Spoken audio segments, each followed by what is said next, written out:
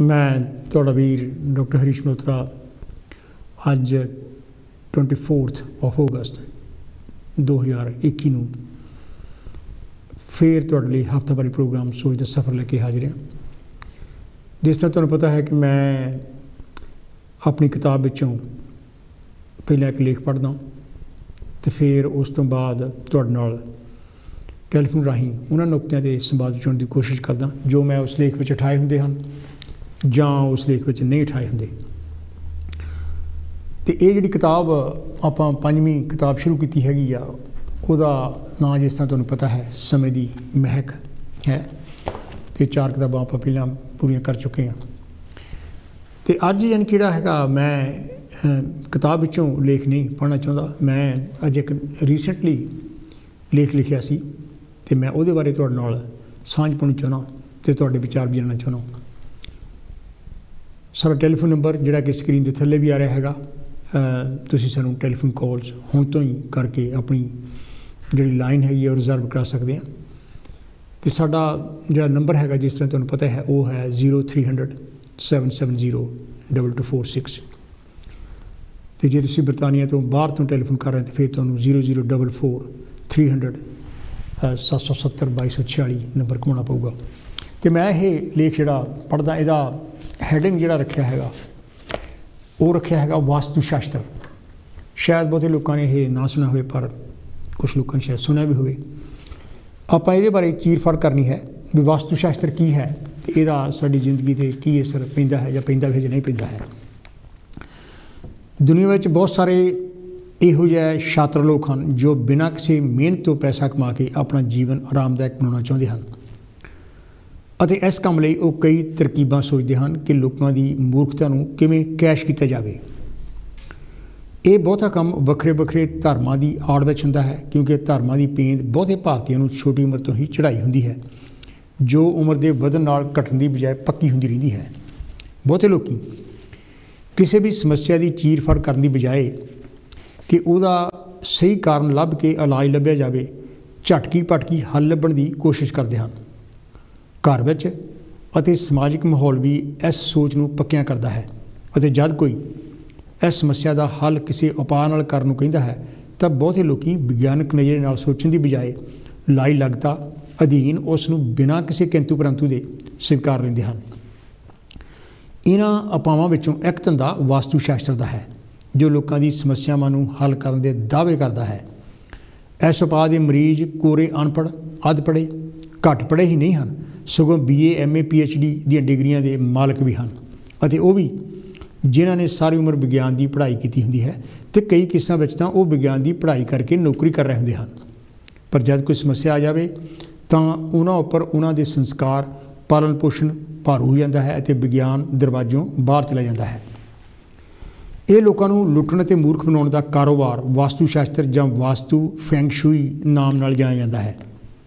Doctor Dinesh Mishra का लेख जो पवन कुमार रतों ने अनुवाद किया है ਅਤੇ अक्तूबर नवंबर 2011 के विज्ञान जोत मैगजीन में छपया है ਵਿੱਚ दस्या गया है। मैं एक दिन जब हस्पताल में मरीजों को देख रहा सी तद मैनू एक डॉक्टर दोस्त का फोन आया कि वो अपने एक वाकफ नूं भेज रहे हैं जिहड़ा तुहाडे नाल निजी गल करनी चाहुंदा है। मैं उस आदमी नूं शाम नूं भेजण लई कहा। शाम नूं एक टब्बर मैनू मिलण आया जिस विच पति पत्नी और 2 बच्चे सन। उन्होंने मैनूं दस्सिया कि व्यापार में कुछ नुकसान होने नाल वो फिक्रमंद हैं और एक जाणू की सलाह ते एक फैंग शूई माहर नूं मिलण गए सन जिहड़ा फैंग शूई वास्तु शास्त्र राहीं समस्यावां नूं सुलझाउण दा दावा करता है।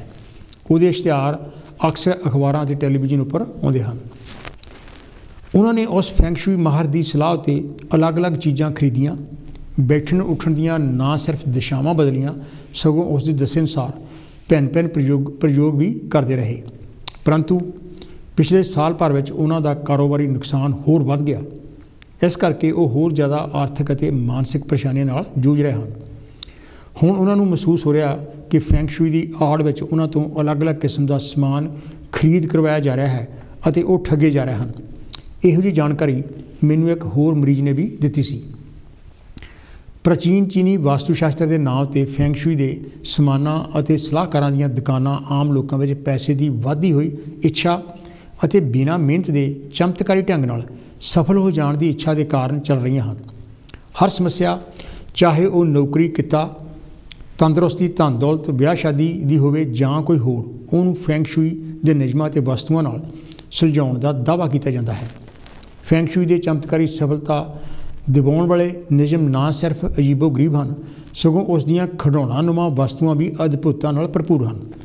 ਜਿਵੇਂ ਫੈਂਗ ਸ਼ੂਈ ਮੁਤਾਬਕ ਪੈਸੇ ਦਾ ਬਹਾਓ ਪਾਣੀ ਵਾਂਗ ਸੌਖਾ ਬਣਿਆ ਰਹੇ, ਤਾਂ ਇਸ ਲਈ ਘਰ ਦੇ ਬਾਹਰ ਦਰਵਾਜ਼ੇ ਉੱਤੇ ਪਾਣੀ ਦਾ ਫੁਹਾਰਾ ਬਣਾਉਣਾ ਚਾਹੀਦਾ ਹੈ। ਮਤਲਬ ਕਿ ਘਰ ਦੇ ਬਾਹਰਲੇ ਹਿੱਸੇ ਵਿੱਚ ਪਾਣੀ ਦਾ ਫੁਹਾਰਾ ਹੀ ਇਨਸਾਨ ਨੂੰ ਧਨ ਜਾਇਦਾਦ ਦਿਵਾ ਸਕਦਾ ਹੈ ਅਤੇ ਕਿਸੇ ਵੀ ਤਰ੍ਹਾਂ ਦੀ ਮਿਹਨਤ ਦੀ ਲੋੜ ਨਹੀਂ ਹੈ। ਘਰ ਵਿੱਚ ਵਿੰਡ ਚਾਈਮਸ ਲਟਕਾਉਣ ਨਾਲ ਅਮੀਰੀ ਆਉਂਦੀ ਹੈ। ਇਹ ਕਿ ਉਹ ਪੈਸਿਆਂ ਦਾ ਝਾੜ ਹੈ ਅਤੇ ਹਵਾ ਚੱਲਦੇ ਸਾਰ ਹੀ ਇਸ ਤੋਂ ਪੈਸੇ ਝੜਨੇ ਸ਼ੁਰੂ ਹੋ ਜਾਣਗੇ। ਇੱਕ ਹੋਰ ਦਿਲਚਸਪ ਮਾਨਤਾ ਹੈ ਕਿ ਘਰ ਦੇ ਲਾਂਘੇ, ਦਲਾਨ, ਰਸਤੇ ਅਤੇ ਗਲਿਆਰੇ ਉੱਪਰ ਮੂਰਤੀ, ਕੋਈ ਵੱਡਾ ਪੌਦਾ ਜਾਂ ਭਾਰੀ ਵਸਤੂ ਲਗਾਓ ਤਾਂ ਜੋ ਊਰਜਾ ਘਰ ਤੋਂ ਬਾਹਰ ਨਾ ਨਿਕਲ ਸਕੇ। ਇਹ ਤਾਂ ਇਹ ਗੱਲ ਹੋਈ ਕਿ ਊਰਜਾ ਕੋਈ ਛੋਟੇ ਪੈਰਾਂ ਵਾਲਾ ਜਾਨਵਰ ਹੈ ਜਿਹੜਾ ਘਿਸੜ ਕੇ ਚੱਲਦਾ ਹੈ। ਇੱਕ ਵਿਦਿਆਰਥਣ ਨੇ ਆਪਣੇ ਪੜ੍ਹਨ ਦੀ ਮੇਜ਼ ਉੱਤੇ ਕ੍ਰਿਸਟਲ ਬਲੌਰੀ ਸ਼ੀਸ਼ਾ ਲਗਾਇਆ ਹੋਇਆ ਸੀ ਤਾਂ ਜੋ ਉਹ ਫੈਂਗ ਸ਼ੂਈ ਦੇ ਨਿਯਮ ਅਨੁਸਾਰ ਊਰਜਾ ਨੂੰ ਆਪਣੇ ਵਿੱਚ ਕੇਂਦਰਿਤ ਕਰ ਸਕੇ। ਉਸ ਵਿਦਿਆਰਥਣ ਨੇ ਦੱਸਿਆ ਕਿ ਜੇਕਰ ਬਲੌਰੀ ਸ਼ੀਸ਼ਾ ਨਾ ਹੋਵੇ ਤਾਂ 4 ਇੰਚ ਦਾ ਗੋਲ ਸ਼ੀਸ਼ਾ ਲਗਾਓ ਤਾਂ ਜੋ ਊਰਜਾ ਸਥਾਈ ਰਹਿ ਸਕੇ। ਜਦੋਂ ਕਿ ਊਰਜਾ ਦੀ ਜਦੋਂ ਵਰਤੋਂ ਕੀਤੀ ਜਾਂਦੀ ਹੈ ਤਾਂ ਉਹ ਖਰਚ ਹੁੰਦੀ ਹੈ ਅਤੇ ਰੂਪ ਬਦਲ ਲੈਂਦੀ ਹੈ। ਇੱਕ ਨੌਜਵਾਨ ਨੇ ਦੱਸਿਆ ਕਿ ਉਹਨੇ ਫੈਂਗ ਸ਼ੂਈ ਦੀ ਪ੍ਰਦਰਸ਼ਨੀ ਤੋਂ ਕੁਝ ਸਿੱਕੇ ਖਰੀਦੇ ਹਨ ਜਿਨ੍ਹਾਂ ਉੱਤੇ ਚੀਨੀ ਭਾਸ਼ਾ ਵਿੱਚ ਕੁਝ ਲਿਖਿਆ ਹੈ ਅਤੇ ਇਹ ਧਾਰਨਾ ਹੈ ਕਿ ਇਹਨਾਂ ਸਿੱਕਿਆਂ ਨੂੰ ਬਟੂਏ ਵਿੱਚ ਰੱਖਣ ਨਾਲ ਉਹ ਕਦੇ ਖਾਲੀ ਨਹੀਂ ਰਹੇਗਾ। ਜੇਕਰ ਸੱਚਮੁੱਚ ਅਜਿਹਾ ਹੈ ਤਾਂ ਅਜਿਹੇ ਚਮਤਕਾਰੀ ਸਿੱਕਿਆਂ ਨੂੰ ਤਾਂ ਸਰਕਾਰ ਨੂੰ ਆਪਣੇ ਖਜ਼ਾਨੇ ਵਿੱਚ ਰੱਖਣਾ ਚਾਹੀਦਾ ਹੈ ਤਾਂ ਜੋ ਸਰਕਾਰ ਦਾ ਖਜ਼ਾਨਾ ਹਮੇਸ਼ਾ ਭਰਿਆ ਰਹੇ। ਇਸ ਤੋਂ ਬਿਨਾਂ ਅਗਰ ਇਹ ਸਿੱਕੇ ਗਰੀਬੀ ਦੂਰ ਕਰ ਸਕਦੇ ਹਨ ਤਾਂ ਦੁਨੀਆ ਭਰ ਦੇ ਗਰੀਬਾਂ ਅਤੇ ਖਾਸ ਕਰਕੇ ਭਾਰਤ ਦੇ ਕਰੋੜਾਂ ਗਰੀਬਾਂ ਨੂੰ ਮੈਂ ਖਰੀਦ ਕੇ ਸਿੱਕੇ ਦੇਣ ਲਈ ਤਿਆਰ ਹਾਂ। ਫੈਂਗ ਸ਼ੂਈ ਦੀ ਚਮਤਕਾਰੀ ਦੁਨੀਆ ਵਿੱਚ ਬਹੁਤ ਕੁਝ ਹੈ। ਇੱਕ ਆਦਮੀ ਨੇ ਆਪਣੇ ਘਰ ਉੱਪਰ ਇੱਕ ਮੋਟੇ ਜਿਹੇ ਵਿਅਕਤੀ ਦੀ ਮੂਰਤੀ ਲਗਾਈ ਹੋਈ ਹੈ। ਬਾਰ-ਬਾਰ ਪੁੱਛਣ ਉੱਤੇ ਉਹਨੇ ਦੱਸਿਆ ਕਿ ਇਹ ਫੈਂਗ ਸ਼ੂਈ ਦੇ ਲਾਫਿੰਗ ਬੁੱਧਾ ਹਨ ਜਿਹੜੇ ਅਮੀਰੀ ਲਿਆਉਂਦੇ ਹਨ, ਜਦੋਂ ਕਿ ਸੱਚਾਈ ਤਾਂ ਇਹ ਹੈ ਕਿ ਉਹ ਮੂਰਤੀ ਕਿਸੇ ਪਾਸਿਓਂ ਵੀ ਗੌਤਮ ਬੁੱਧ ਵਰਗੀ ਨਹੀਂ ਲੱਗ ਰਹੀ ਅਤੇ ਨਾ ਹੀ ਗੌਤਮ ਬੁੱਧ ਦੇ ਸਿਧਾਂਤਾਂ ਨਾਲ ਮੇਲ ਖਾਂਦੀ ਹੈ। ਗੌਤਮ ਬੁੱਧ ਨੇ ਤਾਂ ਸਾਰੀ ਰਾਜਸੀ ਸ਼ਾਨੋ ਸ਼ੌਕਤ, ਸੁੱਖ, ਜਾਇਦਾਦ, ਧਨ ਦਾ ਤਿਆਗ ਕਰਕੇ ਲੋਕਾਂ ਨੂੰ ਸਬਰ, ਸੁੱਖ, ਸ਼ਾਂਤੀ ਦਾ ਸੁਨੇਹਾ ਦਿੱਤਾ ਸੀ, ਪਰੰਤੂ ਲਾਫਿੰਗ ਬੁੱਧਾ ਤਾਂ ਲੋਕਾਂ ਵਿੱਚ ਧਨ ਇਕੱਠਾ ਕਰਨ ਦਾ ਜ਼ਰੀਆ ਬਣ ਰਿਹਾ ਹੈ। ਇੱਕ ਮਨ ਦੇ ਡਾਕਟਰ ਦੇ ਪਾਸ ਇੱਕ ਮਰੀਜ਼ ਪਹੁੰਚਿਆ ਅਤੇ ਬੋਲਿਆ ਕਿ ਉਹਨੂੰ ਸੁਪਨੇ ਵਿੱਚ ਕਾਲਪਨਿਕ ਮਗਰਮੱਛ ਵਰਗਾ ਪਰਾਂ ਵਾਲਾ ਅਜਗਰ ਜੋ ਅੱਗ ਛੱਡਦਾ ਹੈ, ਯਾਨੀ ਡਰੈਗਨ, ਫਨੀਅਰ ਨਾਗ ਦਿਸਦਾ ਹੈ। ਉਹਨੂੰ ਅਤੇ ਪਰਿਵਾਰ ਨੂੰ ਇਸ ਡਰੈਗਨ ਤੋਂ ਖਤਰਾ ਮਹਿਸੂਸ ਹੁੰਦਾ ਹੈ। ਜਦੋਂ ਮਨੋਰੋਗ ਡਾਕਟਰ ਨੇ ਉਸ ਤੋਂ ਵਿਸਥਾਰ ਨਾਲ ਜਾਣਕਾਰੀ ਲਈ ਤਾਂ ਪਤਾ ਚੱਲਿਆ ਕਿ ਉਹਨੇ ਫੈਂਗ ਸ਼ੂਈ ਮਾਹਰ ਨਾਲ ਸਲਾਹ ਮਸ਼ਵਰਾ ਕੀਤਾ ਸੀ ਅਤੇ ਉਹਨੇ ਦੱਸਿਆ ਸੀ ਕਿ ਉਹਦੀਆਂ ਅਤੇ ਉਹਦੇ ਪਰਿਵਾਰ ਦੀਆਂ ਮੁਸੀਬਤਾਂ ਪਿੱਛੇ ਇਹ ਡਰੈਗਨ ਹੀ ਹੈ। ਕੁਝ ਮਹੀਨੇ ਬਾਅਦ ਬਹੁਤ ਮੁਸ਼ਕਿਲ ਨਾਲ ਮਨੋਰੋਗ ਨਿਵਾਰਕ ਡਾਕਟਰ ਦੁਆਰਾ ਉਸ ਮਰੀਜ਼ ਦੇ ਮਨ ਵਿੱਚੋਂ ਇਹ ਡਰੈਗਨ ਦਾ ਵਿਚਾਰ ਕੱਢਿਆ ਗਿਆ ਅਤੇ ਉਹਨੂੰ ਆਪਣਾ ਕੰਮ ਮਨ ਲਗਾ ਕੇ ਯੋਜਨਾਬੱਧ ਢੰਗ ਨਾਲ ਕਰਨ ਦੀ ਸਲਾਹ ਦਿੱਤੀ ਗਈ। ਅਜਿਹੇ ਵਿਚਾਰ ਅਤੇ ਵਸਤੂਆਂ ਨਾ ਸਿਰਫ ਵਿਅਕਤੀ ਨੂੰ ਕਿਸਮਤਵਾਦੀ ਅਤੇ ਅੰਧ ਵਿਸ਼ਵਾਸੀ ਬਣਾਉਂਦੀਆਂ ਹਨ, ਸਗੋਂ ਵਿਅਕਤੀ ਨੂੰ ਉਲਟ ਮਾਨਤਾ ਨਾਲ ਲੜਨ ਦੀ ਸਮਰੱਥਾ ਵਿੱਚ ਵੀ ਕਮੀ ਲਿਆਉਂਦੀਆਂ ਹਨ। ਅਜਿਹੀ ਚਰਚਾ ਕੁਝ ਸਾਲ ਪਹਿਲਾਂ ਵਾਸਤੂ ਸ਼ਾਸਤਰ ਦੀ ਸੀ। ਹਰ ਗਲੀ ਮੁਹੱਲੇ ਵਿੱਚ ਵਾਸਤੂ ਸ਼ਾਸਤਰੀ ਦੀ ਜਮਾਤ ਪੈਦਾ ਹੋਈ ਸੀ ਜੋ ਵਿਅਕਤੀ ਨੂੰ ਘਰ ਦੇ ਖੰਭੇ, ਖਿੜਕੀ, ਦਰਵਾਜ਼ੇ, ਬਿਜਲੀ ਦਾ ਮੀਟਰ, ਪਾਣੀ ਦੇ ਸੋਮੇ, ਰਸੋਈ, ਬੈਠਕ, ਸੋਫਾ, ਫਰਨੀਚਰ ਤੱਕ ਵਿੱਚ ਖਾਮੀਆਂ ਕੱਢ ਕੇ ਉਸ ਨੂੰ ਆਪਣੇ ਹਿਸਾਬ ਨਾਲ ਮੁੜ ਸਥਾਪਿਤ ਕਰਨ ਵਿੱਚ ਜੁਟ ਗਏ ਸਨ। ਪਰ ਆਸ ਵਾਲਾ ਨਤੀਜਾ ਨਾ ਮਿਲਣ ਕਰਕੇ ਇਹ ਧੰਦਾ ਜ਼ਿਆਦਾ ਦੇਰ ਨਾ ਚੱਲ ਸਕਿਆ। ਕੋਈ ਵੀ ਵਿਅਕਤੀ ਆਪਣਾ ਮਕਾਨ ਆਪਣੀ ਸਹੂਲਤ ਮੁਤਾਬਕ ਆਪਣੇ ਬਜਟ ਦੇ ਹਿਸਾਬ ਨਾਲ ਪਲਾਟ ਦੀ ਪ੍ਰਾਪਤੀ ਦੇ ਆਧਾਰ ਉੱਤੇ ਹਵਾ, ਪਾਣੀ, ਰੋਸ਼ਨੀ ਨੂੰ ਧਿਆਨ ਵਿੱਚ ਰੱਖ ਕੇ ਬਣਾਉਂਦਾ ਹੈ। ਜੇਕਰ ਇੱਕ ਵਾਰ ਉਹ ਫੈਂਗ ਸ਼ੂਈ ਵਾਸਤੂ ਸ਼ਾਸਤਰ ਦੇ ਭਰਮ ਵਿੱਚ ਪੈ ਜਾਵੇ ਤਾਂ ਕਾਫੀ ਸਮੇਂ ਤੱਕ ਦੁਚਿੱਤੀ ਵਿੱਚ ਰਹਿੰਦਾ ਹੈ। ਇੱਥੇ ਮੈਂ ਇਹ ਗੱਲ ਵੀ ਸਾਫ਼ ਕਰ ਦਿਆਂ ਕਿ ਬਰਤਾਨੀਆ ਵਿੱਚ ਘਰ ਬਣਾਉਣ ਤੋਂ ਪਹਿਲਾਂ ਪਲੈਨਿੰਗ ਪਰਮਿਸ਼ਨ ਲੈਣੀ ਪੈਂਦੀ ਹੈ ਅਤੇ ਜ਼ਿਆਦਾਤਰ ਘਰ ਸਰਕਾਰੀ ਕਾਨੂੰਨਾਂ ਮੁਤਾਬਕ ਹੀ ਬਣਾਏ ਜਾਂਦੇ ਹਨ ਅਤੇ ਇਸੇ ਕਰਕੇ ਸਾਰੇ ਘਰ ਇੱਕੋ ਜਿਹੇ ਹੀ ਹੁੰਦੇ ਹਨ। ਆਮ ਤੌਰ ਉੱਤੇ ਇਨਸਾਨ ਬਿਨਾਂ ਔਖਿਆਈਆਂ ਦੇ ਆਰਾਮ ਨਾਲ ਜੀਵਨ ਬਿਤਾਉਣਾ ਚਾਹੁੰਦਾ ਹੈ। ਇਸ ਲਈ ਉਲਟ ਹਾਲਤਾਂ ਦੇ ਆਉਣ 'ਤੇ ਕਦੇ ਫੈਂਗ ਸ਼ੂਈ ਦਾ, ਕਦੇ ਵਾਸਤੂ ਸ਼ਾਸਤਰ, ਕਦੇ ਭਵਿੱਖ ਫਲ ਅਤੇ ਰਾਹੂ ਕੇਤੂ ਦੇ ਭਰਮ ਵਿੱਚ ਪੈ ਕੇ ਆਸਰਾ ਲੱਭਦਾ ਹੈ। ਜੇਕਰ ਕਿਸੇ ਕੋਲ ਰੋਜ਼ੀ ਰੋਟੀ ਦਾ ਕੋਈ ਪੱਕਾ ਸਾਧਨ ਨਹੀਂ ਹੈ ਤਾਂ ਪਹਿਲਾਂ ਉਹਨੂੰ ਵਪਾਰ ਅਤੇ ਨੌਕਰੀ ਦੇ ਰਾਹੀਂ ਆਪਣੀ ਰੋਜੀ ਰੋਟੀ ਨੂੰ ਨਿਯਮਿਤ ਕਰਨਾ ਚਾਹੀਦਾ ਹੈ।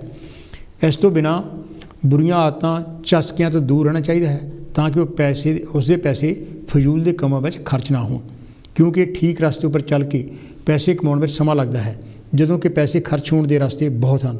ਅਤੇ ਇਹ ਨਹੀਂ ਕਿ ਅੰਧ ਵਿਸ਼ਵਾਸਾਂ ਦੇ ਚੱਕਰਾਂ ਵਿੱਚ ਪੈ ਕੇ ਘਰ ਦੇ ਬਾਹਰ ਮੂਰਤੀ, ਫੁਹਾਰਾ, ਪੌਦਾ ਰੱਖ ਕੇ ਬੇਫਿਕਰ ਹੋ ਗਏ।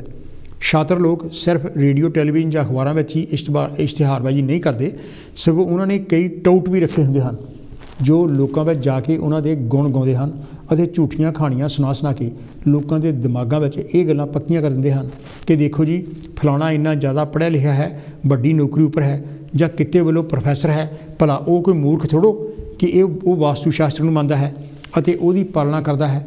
ਇਹ ਪੜ੍ਹੇ ਲਿਖੇ ਜਾਂ ਸਿਆਸੀ ਲੋਕ ਆਮ ਸਧਾਰਨ ਲੋਕਾਂ ਨੂੰ ਇਹੋ ਜਿਹੀਆਂ ਬੇਤੁਕੀਆਂ ਗੱਲਾਂ ਦੇ ਮਗਰ ਲਾਉਣ ਲਈ ਲੋਕਾਂ ਦਾ ਬਹੁਤ ਜ਼ਿਆਦਾ ਨੁਕਸਾਨ ਕਰਦੇ ਹਨ। ਉਹਨਾਂ ਦੇ ਆਪਣੇ ਜਾਤੀ ਹਿੱਤ ਵੀ ਸ਼ਾਮਲ ਹੁੰਦੇ ਹਨ ਅਤੇ ਲੋਕਾਂ ਦੇ ਭਲੇ ਵਾਲੀ ਗੱਲ ਤੋਂ ਉਹ ਕੋਹਾਂ ਦੂਰ ਹੁੰਦੇ ਹਨ। ਆਓ ਆਪਾਂ ਇਹ ਦੇਖਣ ਦੀ ਕੋਸ਼ਿਸ਼ ਕਰੀਏ ਕਿ ਵਾਸਤੂ ਸ਼ਾਸਤਰ ਦੀ ਪਿਛੋਕੜ ਕੀ ਹੈ। ਮੇਘਰਾਜ ਮਿੱਤਰ ਜੀ ਦਾ ਲੇਖ ਵਾਸਤੂ ਸ਼ਾਸਤਰ ਤਰਕ ਦੀ ਕਸੌਟੀ 'ਤੇ ਵਿਗਿਆਨ ਜੋਤ ਦੇ ਦਸੰਬਰ-ਜਨਵਰੀ 2008 ਅੰਕ ਵਿੱਚ ਛਪਿਆ ਹੈ। ਉਹ ਲਿਖਦੇ ਹਨ, ਵਾਸਤੂ ਪ੍ਰਾਚੀਨ ਭਾਰਤੀਆਂ ਦੀ ਇਮਾਰਤ ਸਾਜੀ ਕਲਾ ਦਾ ਨਾਂ ਹੈ। ਸਾਨੂੰ ਇਸ ਗੱਲ 'ਤੇ ਮਾਣ ਹੋਣਾ ਚਾਹੀਦਾ ਹੈ ਕਿ ਸਾਡੇ ਪੁਰਖਿਆਂ ਨੇ ਆਪਣੇ ਦਿਮਾਗਾਂ ਦੀ ਵਰਤੋਂ ਕਰਦੇ ਹੋਏ ਸ਼ਾਹੀ ਮਹਿਲ, ਮੰਦਰਾਂ ਦੇ ਗੁੰਬਦ, ਮੀਨਾਰ, ਕਿਲੇ ਅਤੇ ਹਵੇਲੀਆਂ ਅਜਿਹੇ ਅਦਭੁਤ ਢੰਗ ਨਾਲ ਬਣਾਏ ਕਿ ਅੱਜ ਦਾ ਸੰਸਾਰ ਵੀ ਇਹਨਾਂ 'ਤੇ ਫਖਰ ਕਰਦਾ ਹੈ। ਵਾਸਤੂ ਦਾ ਭਾਵ ਵਾਸ ਹੁੰਦਾ ਹੈ, ਜਿਸ ਦਾ ਮਤਲਬ ਰਿਹਾਇਸ਼ ਤੋਂ ਹੈ। ਉਂਝ ਵੀ ਵਾਸਤੂ ਬਸਤੀ ਤੋਂ ਬਣਿਆ ਹੈ। ਰਿਗਵੇਦ ਦੇ 7ਵੇਂ ਮੰਡਲ ਵਿੱਚ ਇੱਕ ਸ਼ਲੋਕ ਦਰਜ ਹੈ, ਜਿਸ ਅਨੁਸਾਰ ਹਰੇਕ ਵਿਅਕਤੀ ਨੂੰ ਜੋ ਆਪਣਾ ਮਕਾਨ ਬਣਾਉਣ ਲਈ ਸਥਾਨ ਦੀ ਚੋਣ ਕਰਦਾ ਹੈ ਜਾਂ ਮਕਾਨ ਬਣਾਉਂਦਾ ਹੈ, ਉਸ ਨੂੰ ਪਹਿਲਾਂ ਜਾਂ ਮਕਾਨ ਪੂਰਾ ਹੋਣ 'ਤੇ ਵਾਸਤੂ ਪੁਰਸ਼ ਅੱਗੇ ਪ੍ਰਾਰਥਨਾ ਕਰਨੀ ਚਾਹੀਦੀ ਹੈ। ਇਸ ਪ੍ਰਾਰਥਨਾ ਵਿੱਚ ਵਾਸਤੂ ਪੁਰਸ਼ ਨੂੰ ਬੇਨਤੀ ਕੀਤੀ ਜਾਂਦੀ ਹੈ ਕਿ ਉਹ ਮਕਾਨ ਵਿੱਚ ਰਹਿਣ ਵਾਲੇ ਮਨੁੱਖਾਂ ਅਤੇ ਪਸ਼ੂਆਂ ਨੂੰ ਚੰਗੀ ਸਿਹਤ, ਖੁਸ਼ਹਾਲੀ, ਵਧੀਆ ਭੋਜਨ ਅਤੇ ਸਾਰੇ ਸੰਸਾਰਿਕ ਸੁੱਖ ਪ੍ਰਦਾਨ ਕਰੇ। ਪੁਰਾਣਾਂ ਵਿੱਚ ਦਰਸਾਇਆ ਗਿਆ ਹੈ ਕਿ ਜਦੋਂ ਸਦਾ ਸਿਵ ਅੰਧਾਕੁਸਰ ਨਾਂ ਦੇ ਇੱਕ ਦੈਂਤ ਨੂੰ ਕਤਲ ਕਰ ਰਿਹਾ ਸੀ ਤਾਂ ਉਸ ਦਾ ਪਸੀਨਾ ਜ਼ਮੀਨ ਉੱਪਰ ਡਿੱਗ ਪਿਆ।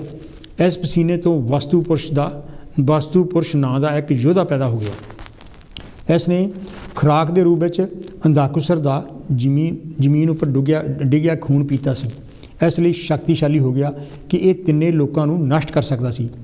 ਇਸ ਲਈ ਸਮੁੱਚੇ ਸੰਸਾਰ ਵਿੱਚੋਂ 45 ਦੇਵਤਿਆਂ ਨੇ ਇਕੱਠੇ ਹੋ ਕੇ ਉਸ ਉੱਪਰ ਕਾਬੂ ਪਾ ਲਿਆ ਅਤੇ ਉਸ ਨੂੰ ਧਰਤੀ ਵਿੱਚ ਦੱਬ ਕੇ ਉਸ ਦੇ ਵੱਖ-ਵੱਖ ਅੰਗਾਂ ਉੱਪਰ ਬੈਠ ਗਏ।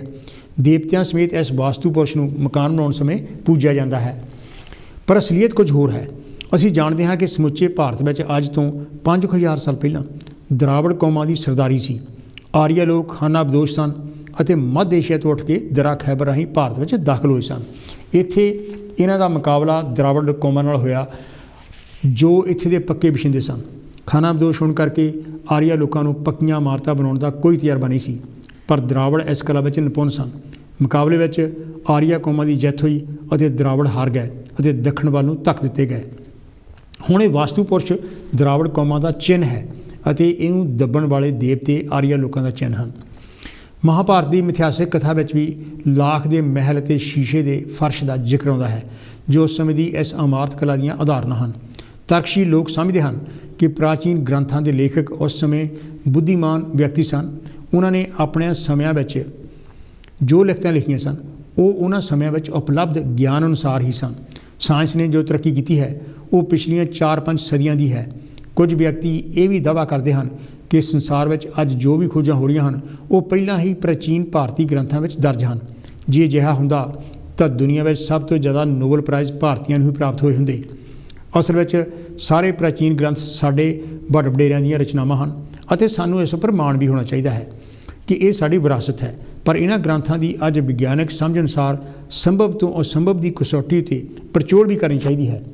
19ਵੀਂ ਸਦੀ ਤੱਕ ਵਾਸਤੂ ਸ਼ਾਸਤਰ ਦੇ ਬਹੁਤ ਸਾਰੇ ਵਿਦਵਾਨ ਲੋਕਾਂ ਨੇ ਆਪਣੀਆਂ ਹੱਥ ਲਿਖਤ ਪੁਸਤਕਾਂ ਰਾਹੀਂ ਘਰਾਂ ਨੂੰ ਹਵਾਦਾਰ, ਬਦਬੂ ਰਹਿਤ ਅਤੇ ਰੋਸ਼ਨੀ ਭਰਪੂਰ ਬਣਾਉਣ ਲਈ ਆਪਣੇ ਸੁਝਾਅ ਪੇਸ਼ ਕੀਤੇ ਹਨ। ਪਰ ਅੱਜ ਨਿੱਤ ਨਵੇਂ ਵਾਸਤੂ ਮਾਹਰ ਪੈਦਾ ਹੋ ਰਹੇ ਹਨ। ਇਹਨਾਂ ਨੇ ਇਸ ਨੂੰ ਇੱਕ ਧੰਦੇ ਦੇ ਰੂਪ ਵਿੱਚ ਅਪਣਾ ਲਿਆ ਹੈ। ਧੰਦਾ ਵੀ ਅਜਿਹਾ ਜਿਸ ਵਿੱਚ 100% ਟੈਕਸ ਰਹਿਤ ਮੁਨਾਫਾ ਹੀ ਮੁਨਾਫਾ ਹੈ, ਕਿਉਂਕਿ ਨੁਕਸਾਨ ਤਾਂ ਸਿਰਫ ਉਹਨਾਂ ਦਾ ਹੀ ਹੈ ਜਿਨ੍ਹਾਂ ਦੇ ਘਰ ਉਹਨਾਂ ਦੀ ਸਲਾਹ ਉੱਤੇ ਤੋੜ ਦਿੱਤੇ ਜਾਂਦੇ ਹਨ। ਕਈ ਵਾਸਤੂ ਮਾਹਰਾਂ ਨਾਲ ਲੰਬੀਆਂ ਬਹਿਸਾਂ ਵੀ ਹੋਈਆਂ आओ वेखीए कि वास्तु के किते नूं वाजिब ठहराउण लई की दलीलां दिंदे हन। कुछ वास्तु माहरां दा कहना है कि दुनिया भर में वास्तु शास्त्र उपर सैकड़े पुस्तकां लिखियां जा चुकियां हन अते हज़ारां ही वैबसाइट वास्तु बारे उपलब्ध हैं। वो कहते हैं कि वास्तु दियां दर्जनां पुस्तकां दा सैकड़े भाषावां में अनुवाद भी हो चुका है। इन्ना कुछ तां ही संभव है जो वास्तु शास्त्र में दम है। असलीयत यह है कि जदों किसी विषय नूं धंधे के रूप में अपना लिया जाता है ਅਤੇ ਵੱਖ-ਵੱਖ ਇਲਾਕਿਆਂ ਵਿੱਚ ਨਵੇਂ ਧੰਦਿਆਂ ਦੀ ਭਾਲ ਕਰਨ ਵਾਲੇ ਵਿਅਕਤੀ ਦੂਸਰੀਆਂ ਭਾਸ਼ਾਵਾਂ ਵਿੱਚੋਂ ਉਹਨਾਂ ਦਾ ਅਨੁਵਾਦ ਵੀ ਕਰ ਜਾਂ ਕਰਵਾ ਕੇ ਛਪਾ ਲੈਂਦੇ ਹਨ ਅਤੇ ਇਸ ਤਰ੍ਹਾਂ ਇਹ ਸਾਰਾ ਕੁਝ ਧੰਦਿਆਂ ਨੂੰ ਸਥਾਪਿਤ ਕਰਨ ਦਾ ਹੀ ਇੱਕ ਯਤਨ ਹੁੰਦਾ ਹੈ। ਜੇ ਕਿਤਾਬਾਂ ਦੀ ਗਿਣਤੀ ਵੀ ਦੇਖਣੀ ਹੋਵੇ ਤਾਂ ਟੂਣੇ ਟੁਟਕਿਆਂ ਉੱਪਰ ਲਿਖੀਆਂ ਪੁਸਤਕਾਂ ਇਸ ਤੋਂ ਵੀ ਵੱਧ ਹੋਣਗੀਆਂ। ਕਿਤਾਬਾਂ ਦੀ ਵੱਧ ਗਿਣਤੀ ਹੋਣ ਨਾਲ ਕੋਈ ਵਰਤਾਰਾ ਵਿਗਿਆਨਕ ਨਹੀਂ ਬਣ ਜਾਂਦਾ। वास्तु शास्त्र में कुछ दिशावां नूं बहुत ही अशुभ और शुभ गिणिया जाता है। घरां दे मुख दरवाजे, रसोई, पूजा घर, शौचालय और सौण कमरिਆਂ नूं इस हिसाब नाल घर जां कोठी विच सैट करन दी सलाह दित्ती जाती है। जे सलाह नवां घर बनाउण तो पहलां दित्ती जावे जां आर्कीटैक्टां तो ही दवाई जावे तां इस विच कुछ वाजिबत भी हो सकती है, पर बने घर नूं तुड़वाउणा कित्थों दी समझदारी है। नाले दिशावां कोई भी माड़ियां नहीं होंदियां ते ना ही असीं इन्हां नूं हर रोज़ वरतों तो बगैर विचार सकते हाँ। नफ़े नुकसानां लई जिम्मेवार व्यक्ति तां ही हो सकते हैं, पर विचारियां निर्जीव दिशावां नूं तां उंज ही दोषी ठहरा दित्ता जांदा है। असीं जाणदे हाँ कि घरां विचों पानी दा निकास करन लई इन्हां विच 1 ਜਾਂ 2 इंच की ढलान दे देनी जरूरी हुंदी है, पर वास्तु माहरां ने तां इस नूं भी शुभ या अशुभ नाल नड़ दित्ता है। वास्तु शास्त्र में तो यह भी दर्ज है कि जमीन की मिट्टी चिट्टी है तो इस विच ब्राह्मण नूं घर बनाना चाहिए है। लाल मिट्टी क्षत्रियां लई, पीली मिट्टी वैश्य यानी बाणियां लई अते काली मिट्टी विच सिर्फ शूद्रां की वरतों विच आउणी चाहिए है। कि अज के युग विच जात पात नूं कायम रखना मानव जाति उपर कलंक नहीं। इस तरह कई थाई ये भी दर्ज है कि जे घर अगे खंभा है तो घर की मालकन बड़ी माड़ी नीयत की है। हुण कोई दस सकता है कि माड़ी नीयत का घर अगे खंभे नाल की संबंध है। खंभे ने इस्त्री की नीयत माड़ी किवें कर दी। इस तरह दीयां हज़ारां बेतुकियां उदाहरणां वास्तु शास्त्र अपने विच समोई बैठा है। जे घर टी पॉइंट उत्ते है तो घर के मालक दीयां 2 पत्नियां होणगीਆਂ। जे घर अगे दरख्त है तो घर के मालक के पुत्र की मौत हो जाएगी। दक्षिण दिशा में अग ही अग है आदि। उंज भी वास्तु दीयां किताबां विच थां थां उत्ते ऊट पटांग गल्लां लिखियां होईयां हन जिहड़ियां किसी भी तर्क की कसवट्टी उत्ते पूरीआं नहीं उतरदियां।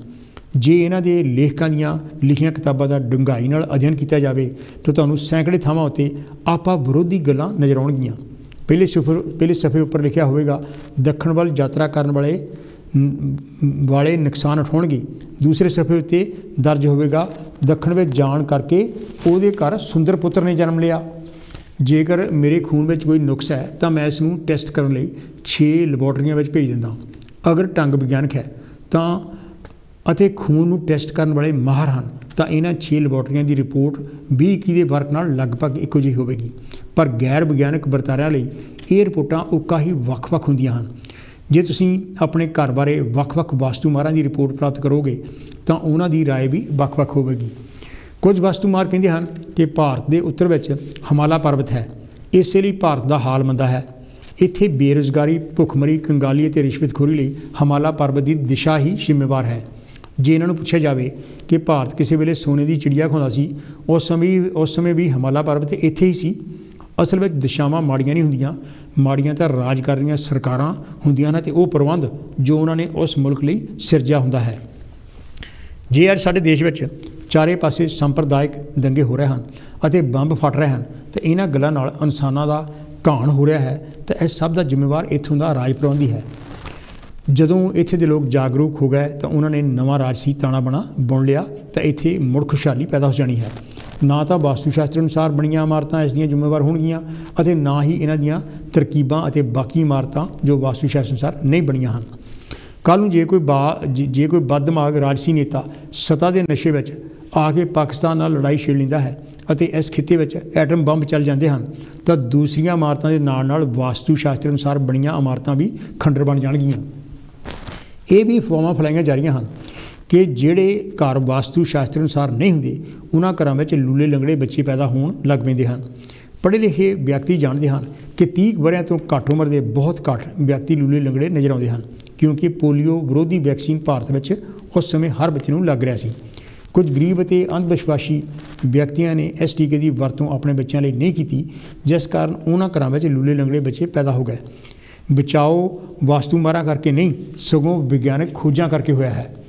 ਆਪਣੇ ਧੰਦੇ ਨੂੰ ਹੋਰ ਸਥਾਪਿਤ ਕਰਨ ਲਈ ਵਾਸਤੂ ਸ਼ਾਸਤਰ ਮਾਹਰ ਅਜਿਹੇ ਵਿਅਕਤੀਆਂ ਦੀ ਲਿਸਟ ਤਿਆਰ ਕਰ ਲੈਂਦੇ ਹਨ ਜਿਨ੍ਹਾਂ ਦੇ ਘਰਾਂ ਦੀ ਤੋੜ-ਫੋੜ ਕਰਵਾਉਣ ਤੋਂ ਬਾਅਦ ਉਹ ਵਿਅਕਤੀ ਹੋਰ ਸਫਲ ਹੋਏ ਹੁੰਦੇ ਹਨ।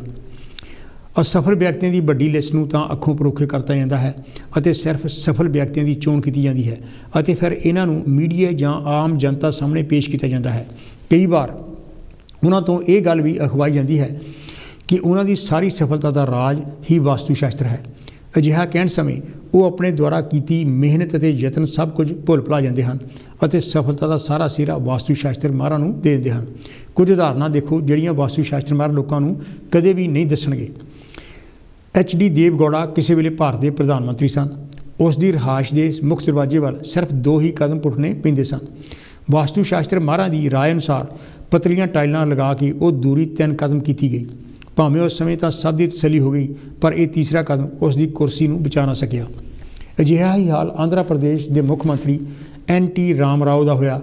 BN ਰੈਡੀ ਭਾਰਤ ਦਾ ਕਹਿੰਦਾ ਖਾਉਂਦਾ ਵਾਸਤੂ ਸ਼ਾਸਤਰ ਮਾਹਰ ਸੀ ਅਤੇ ਇਸ ਵਿਸ਼ੇ ਉੱਤੇ ਉਸਨੇ ਕੁਝ ਕਿਤਾਬਾਂ ਵੀ ਲਿਖੀਆਂ ਹਨ। ਭਾਰਤ ਦੇ ਇਸ ਪਾਰਲੀਮੈਂਟ ਮੈਂਬਰ ਨੇ 1979 ਵਿੱਚ ਵਾਸਤੂ ਸ਼ਾਸਤਰ ਦੇ ਨਿਯਮਾਂ ਦੀ ਪੂਰੀ ਤਰ੍ਹਾਂ ਪਾਲਣਾ ਕਰਦੇ ਹੋਏ ਇੱਕ ਬਹੁ ਮੰਜ਼ਿਲਾ ਇਮਾਰਤ ਦੀ ਉਸਾਰੀ ਕਰਵਾਈ, ਪਰ ਹੈਰਾਨਗੀ ਉਦੋਂ ਹੋਈ ਜਦੋਂ ਸਿਰਫ 2 ਸਾਲ ਬਾਅਦ ਇਹ ਬਿਲਡਿੰਗ ਢਹਿ ਢੇਰੀ ਹੋ ਗਈ। 2007 ਦੀ ਘਟਨਾ ਹੈ ਕਿ ਖੰਨੇ ਦੇ ਇੱਕ ਵਾਸਤੂ ਸ਼ਾਸਤਰ ਮਾਹਰ ਨੇ ਲੁਧਿਆਣੇ ਦੇ ਇੱਕ ਚਿਕਨ ਮਾਹਰ ਨਾਲ ਆਪਣੇ ਕਿਸੇ ਦਲਾਲ ਰਾਹੀਂ ਪਹੁੰਚ ਕੀਤੀ। ਦੋਵੇਂ ਜਣੇ ਚਿਕਨ ਮਾਹਰ ਦੀ ਬਣ ਰਹੀ ਕੋਠੀ ਵੇਖਣ ਚਲੇ ਗਏ। ਵਾਸਤੂ ਸ਼ਾਸਤਰ ਦੇ ਮਾਹਰ ਦੇ ਸੁਝਾਵਾਂ ਅਨੁਸਾਰ ਅਧੂਰੀ ਬਣ ਚੁੱਕੀ ਨਵੀਂ ਕੋਠੀ ਵਿੱਚ ਕੁਝ ਤਬਦੀਲੀਆਂ ਕਰਤੀਆਂ ਗਈਆਂ। ਮਹੀਨੇ ਕੁ ਬਾਅਦ ਵਾਸਤੂ ਸ਼ਾਸਤਰ ਮਾਹਰ ਆ ਹਾਜ਼ਰ ਹੋਇਆ ਅਤੇ ਕਹਿਣ ਲੱਗਾ, ਚਲੋ ਆਪਾਂ ਤੁਹਾਡੀ ਕੋਠੀ ਵਿੱਚ ਚੱਲ ਰਹੀ ਉਸਾਰੀ ਵੇਖ ਕੇ ਆਈਏ। ਦੋਵੇਂ ਜਣੇ ਚਲੇ ਗਏ। ਵਾਸਤੂ ਸ਼ਾਸਤਰ ਮਾਹਰ ਵਾਸਤੂ ਸ਼ਾਸਤਰ ਦੇ ਕ੍ਰਿਸ਼ਮੇ ਦੀ ਪ੍ਰਸ਼ੰਸਾ ਕਰ ਰਿਹਾ ਸੀ ਕਿ ਕੋਠੀ ਦੀ ਤਬਦੀਲੀ ਕਰਵਾਈ ਗਈ ਉਸਾਰੀ ਦਾ ਢੂਲਾ ਉਹਨਾਂ ਉੱਪਰ ਅੱਡ ਗਿਆ ਅਤੇ ਦੋਵੇਂ ਹੀ ਥਾਂ ਹੀ ਮਰ ਗਏ। ਇਸ ਤਰ੍ਹਾਂ ਪੰਜਾਬ ਦੇ ਇੱਕ ਵਾਸਤੂ ਸ਼ਾਸਤਰ ਮਾਹਰ ਦਾ ਅੰਤ ਹੋਇਆ ਹੀ, ਸਗੋਂ ਉਹ ਆਪਣੇ ਸ਼ਰਧਾਲੂ ਨੂੰ ਵੀ ਨਾਲ ਹੀ ਲੈ ਗਿਆ। ਅਸਲ ਵਿੱਚ ਜਦੋਂ ਕਿਸੇ ਵਿਅਕਤੀ ਕੋਲ ਸੁਖਾਲੇ ਢੰਗ ਨਾਲ ਤਾਜ਼ਾ ਪੈਸਾ ਆ ਜਾਂਦਾ ਹੈ ਤਾਂ ਉਹ ਵੱਡੇ ਅਮੀਰਾਂ ਦੀ ਰੀਸ ਕਰਨ ਲੱਗ ਪੈਂਦਾ ਹੈ। ਉਮਰ ਦੇ ਢਲਣ ਨਾਲ ਘਰਾਂ ਵਿੱਚ ਬਿਮਾਰੀਆਂ ਅਕਸਰ ਆਉਣ ਲੱਗਦੀਆਂ ਹਨ। ਅਜਿਹੇ ਵੇਲੇ ਵਿਅਕਤੀ ਵਾਸਤੂ ਸ਼ਾਸਤਰ ਮਾਹਰਾਂ ਦੇ ਸਿਖਾਲਿਆਂ ਹੀ ਸ਼ਿਕਾਰ ਬਣ ਜਾਂਦੇ ਹਨ। ਪੈਸਾ ਕਮਾਉਣਾ ਇੱਕ ਔਖਾ ਕਾਰਜ ਹੈ ਅਤੇ ਇਸ ਨੂੰ ਸੰਭਾਲਣਾ ਵੀ ਧਿਆਨ ਨਾਲ ਹੀ ਚਾਹੀਦਾ ਹੈ। ਬੈਂਕਾਂ ਵਾਲੇ ਤਾਂ ਸਟਰੋਂਗ ਰੂਮਾਂ, ਅਲਾਰਮਾਂ ਅਤੇ ਸੁਰੱਖਿਆ ਗਾਰਡਾਂ ਦੀ ਵਰਤੋਂ ਕਰਕੇ ਇਸ ਨੂੰ ਸੰਭਾਲ ਲੈਂਦੇ ਹਨ, ਪਰ ਸਾਨੂੰ ਤਾਂ ਸੰਭਾਲਣ ਲਈ ਦਿਮਾਗ ਦੀ ਤਰਕਸ਼ੀਲ ਢੰਗ ਨਾਲ ਵਰਤੋਂ ਕਰਨੀ ਪੈਣੀ ਹੈ। ਇਹ ਤਾਂ ਸੀ ਜੀ ਮੇਰਾ ਇਹ ਲੇਖ ਜਿਹੜਾ ਵਾਸਤੂ ਸ਼ਾਸਤਰ ਬਾਰੇ, ਅਤੇ ਮੈਂ ਹੁਣ ਤੁਹਾਡੇ ਟੈਲੀਫੋਨ ਕਾਲਸ ਦੀ ਵੇਟ ਕਰ ਰਿਹਾ ਵੀ ਤੁਹਾਡਾ ਇਹਦੇ ਬਾਰੇ ਕੀ ਖਿਆਲ ਹੈਗਾ ਅਤੇ ਤੁਸੀਂ ਕੀ ਇਸ ਨੂੰ ਮੰਨਦੇ ਹੈਗੇ ਆ ਜਾਂ ਤੁਸੀਂ ਨਹੀਂ ਮੰਨਦੇ ਹੈਗੇ ਅਤੇ ਤੁਸੀਂ ਕੀ ਕਹਿਣਾ ਚਾਹੁੰਦੇ ਆ। ਸਾਡਾ ਟੈਲੀਫੋਨ ਨੰਬਰ ਜਿਹੜਾ ਹੈਗਾ ਟੈਲੀਫੋਨ 0 ਹੈਲੋ ਜੀ, ਕੌਣ ਤਾਂ ਜੀ, ਕਿੱਥੋਂ ਬੋਲਦੇ ਆ ਜੀ? ਵੈਲਕਮ ਹੈ ਜੀ। ਹੈਲੋ ਡਾਕਟਰ ਸਾਹਿਬ, ਮੈਂ ਫਕੀਰ ਸਿੰਘ ਚੌਹਾਨ ਬੋਲਦਾ ਬਰਮਿੰਘਮ ਤੋਂ। ਚੌਹਾਨ ਸਾਹਿਬ, ਕੀ ਕਹਿਣਾ ਚਾਹਾਂਗੇ ਵਾਸਤੂ ਸ਼ਾਸਤਰ ਬਾਰੇ? ਦੇਖੋ, ਪਹਿਲਾਂ ਤਾਂ ਇਹ ਹੈਗੀ ਆ ਵੀ ਲੇਖ ਦੇ ਵਿੱਚ ਆਪ ਨੇ ਕਾਫੀ ਸਪਸ਼ਟ ਕਰ ਦਿੱਤਾ। ਹਾਂਜੀ। ਕਿਉਂਕਿ ਜਿਹੜੇ ਜਿੱਦਾਂ ਜੋਤਿਸ਼ ਆ ਨਾ, ਹਾਂਜੀ, ਜਿਹੜੇ ਜੋਤਸ਼ੀ ਤਾਂ ਬੰਦੇ ਬਾਰੇ ਦੱਸਦੇ ਆ ਵੀ ਤੈਂ ਕਿੱਦਾਂ ਤੇਰਾ ਭਵਿੱਖ ਆ ਜਾਂ ਕਿੱਦਾਂ ਇਹ ਜਿੱਥੇ ਬੰਦੇ ਨੇ ਰਹਿਣਾ, ਇਹ ਉਹਦੇ ਬਾਰੇ ਆ ਜ਼ਿਆਦਾ। ਹਾਂਜੀ। ਕਿਉਂ ਪਹਿਲਾਂ ਤਾਂ ਦੇਖੋ ਬੜੀ ਤਾਂ ਗੱਲ ਆ, ਲੇਖ ਦੇ ਵਿੱਚ ਤੁਸੀਂ ਦੱਸੇ ਦਿੱਤਾ ਵੀ ਕਿੱਦਾਂ ਦਰਾਵੜ ਰਹਿੰਦੇ ਸੀ ਤਾਂ ਆਰੀਅਨ ਬਾਹਰੋਂ ਆਏ ਆ, ਉਹਨੇ ਇਦਾਂ ਦੇ ਕੰਮ ਕੀਤੇ। ਪਰ ਬੜੀ ਤਾਂ ਗੱਲ ਇਹ ਹੈਗੀ ਆ ਵੀ ਜਿਹੜਾ ਭਾਰਤ ਦੇ ਵਿੱਚ ਇੰਨਾ ਅੰਧ ਵਿਸ਼ਵਾਸ ਆ, ਉੱਥੇ ਜਾਣੀ ਇਹ ਲੋਕ ਆਮ ਇਸ ਜਾਲ 'ਚ ਫਸੇ ਹੋਏ ਆ। ਬਿਲਕੁਲ। ਹੁਣ ਤੁਸੀਂ ਦੇਖੋ ਜਿਹੜੇ ਦਿੱਲੀ ਅੰਗਰੇਜ਼ਾਂ ਨੇ ਉਹਦਾ ਨਿਰਮਾਣ ਕੀਤਾ ਸੀ 1931 ਦੇ ਵਿੱਚ, ਜਾਨੀ ਪਹਿਲਾਂ ਇਹ ਕਲਕੱਤੇ ਤੋਂ ਰਾਜ ਕਰਦੇ ਸੀ, ਫਿਰ ਹੀ ਨਹੀਂ ਉਹਦਾ ਨਿਊਟਨ ਨੇ ਸਾਰਾ ਜਾਨੀ ਡਿਜ਼ਾਈਨ ਕੀਤਾ ਆਰਕੀਟੈਕਚਰ। ਉਹ ਜਿੰਨੇ ਦੇਖੋ ਹੁਣ ਉੱਥੇ ਬਣੀਆਂ ਹੈਗੀਆਂ, ਉੱਥੇ ਜਾਨੀ ਮਿਨਿਸਟਰਾਂ ਦੀਆਂ ਵੀ ਕੋਠੀਆਂ ਆ। ਹਾਂਜੀ। ਤੇ ਉੱਥੇ ਜਿਹੜੇ ਪਾਰਲੀਮੈਂਟ ਦੇ ਮੈਂਬਰ ਆ ਉਹਨਾਂ ਨੂੰ ਵੱਖਰੀਆਂ ਚੀਜ਼ਾਂ ਮਿਲੇ ਹੋਏ ਫਲੈਟ।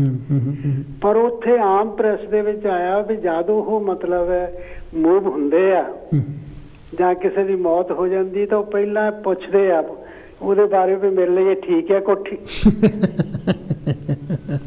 ਜਾਨੀ ਉਹ ਦੇਖੋ ਜਦ ਉਹਨੇ ਪੁੱਛਣਾ ਫਿਰ ਤਾਂ ਉਹਨੇ ਕਹਿਣਾ ਹੀ ਹੈ। ਬਿਲਕੁਲ। ਉਹ ਜ਼ਰੂਰ ਜਾਨੀ ਕਹਿੰਦੇ ਵੀ ਨਹੀਂ ਇਹ ਠੀਕ ਵੇ, ਤੂੰ ਇਹਦੇ ਵਿੱਚ ਆ ਤਬਦੀਲੀ ਕਰ।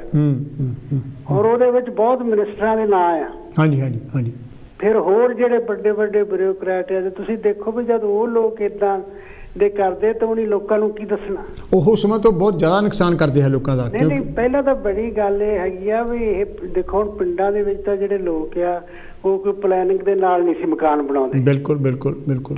ਪਹਿਲਾਂ ਤਾਂ ਕੱਚੇ ਹੀ ਹੁੰਦੇ ਸੀ ਮਕਾਨ। ਹਾਂਜੀ ਹਾਂਜੀ ਹਾਂਜੀ। ਫਿਰ ਜਿਹੜੇ ਪੱਕੇ ਵੀ ਲੱਗ ਪਏ ਲੋਕ ਬਣਾਉਣ, ਉਹ ਆਪਣੀ ਮਰਜ਼ੀ ਨਾਲ ਬਣਾਉਂਦੇ ਸੀ। ਹਾਂਜੀ ਹਾਂਜੀ। ਫਿਰ ਦਰਖਤ ਵੀ ਹੁੰਦੇ ਸਭ ਕੁਝ, ਪਰ ਇਦਾਂ ਦਾ ਕੁਝ ਹੈ ਨਹੀਂ ਸੀ।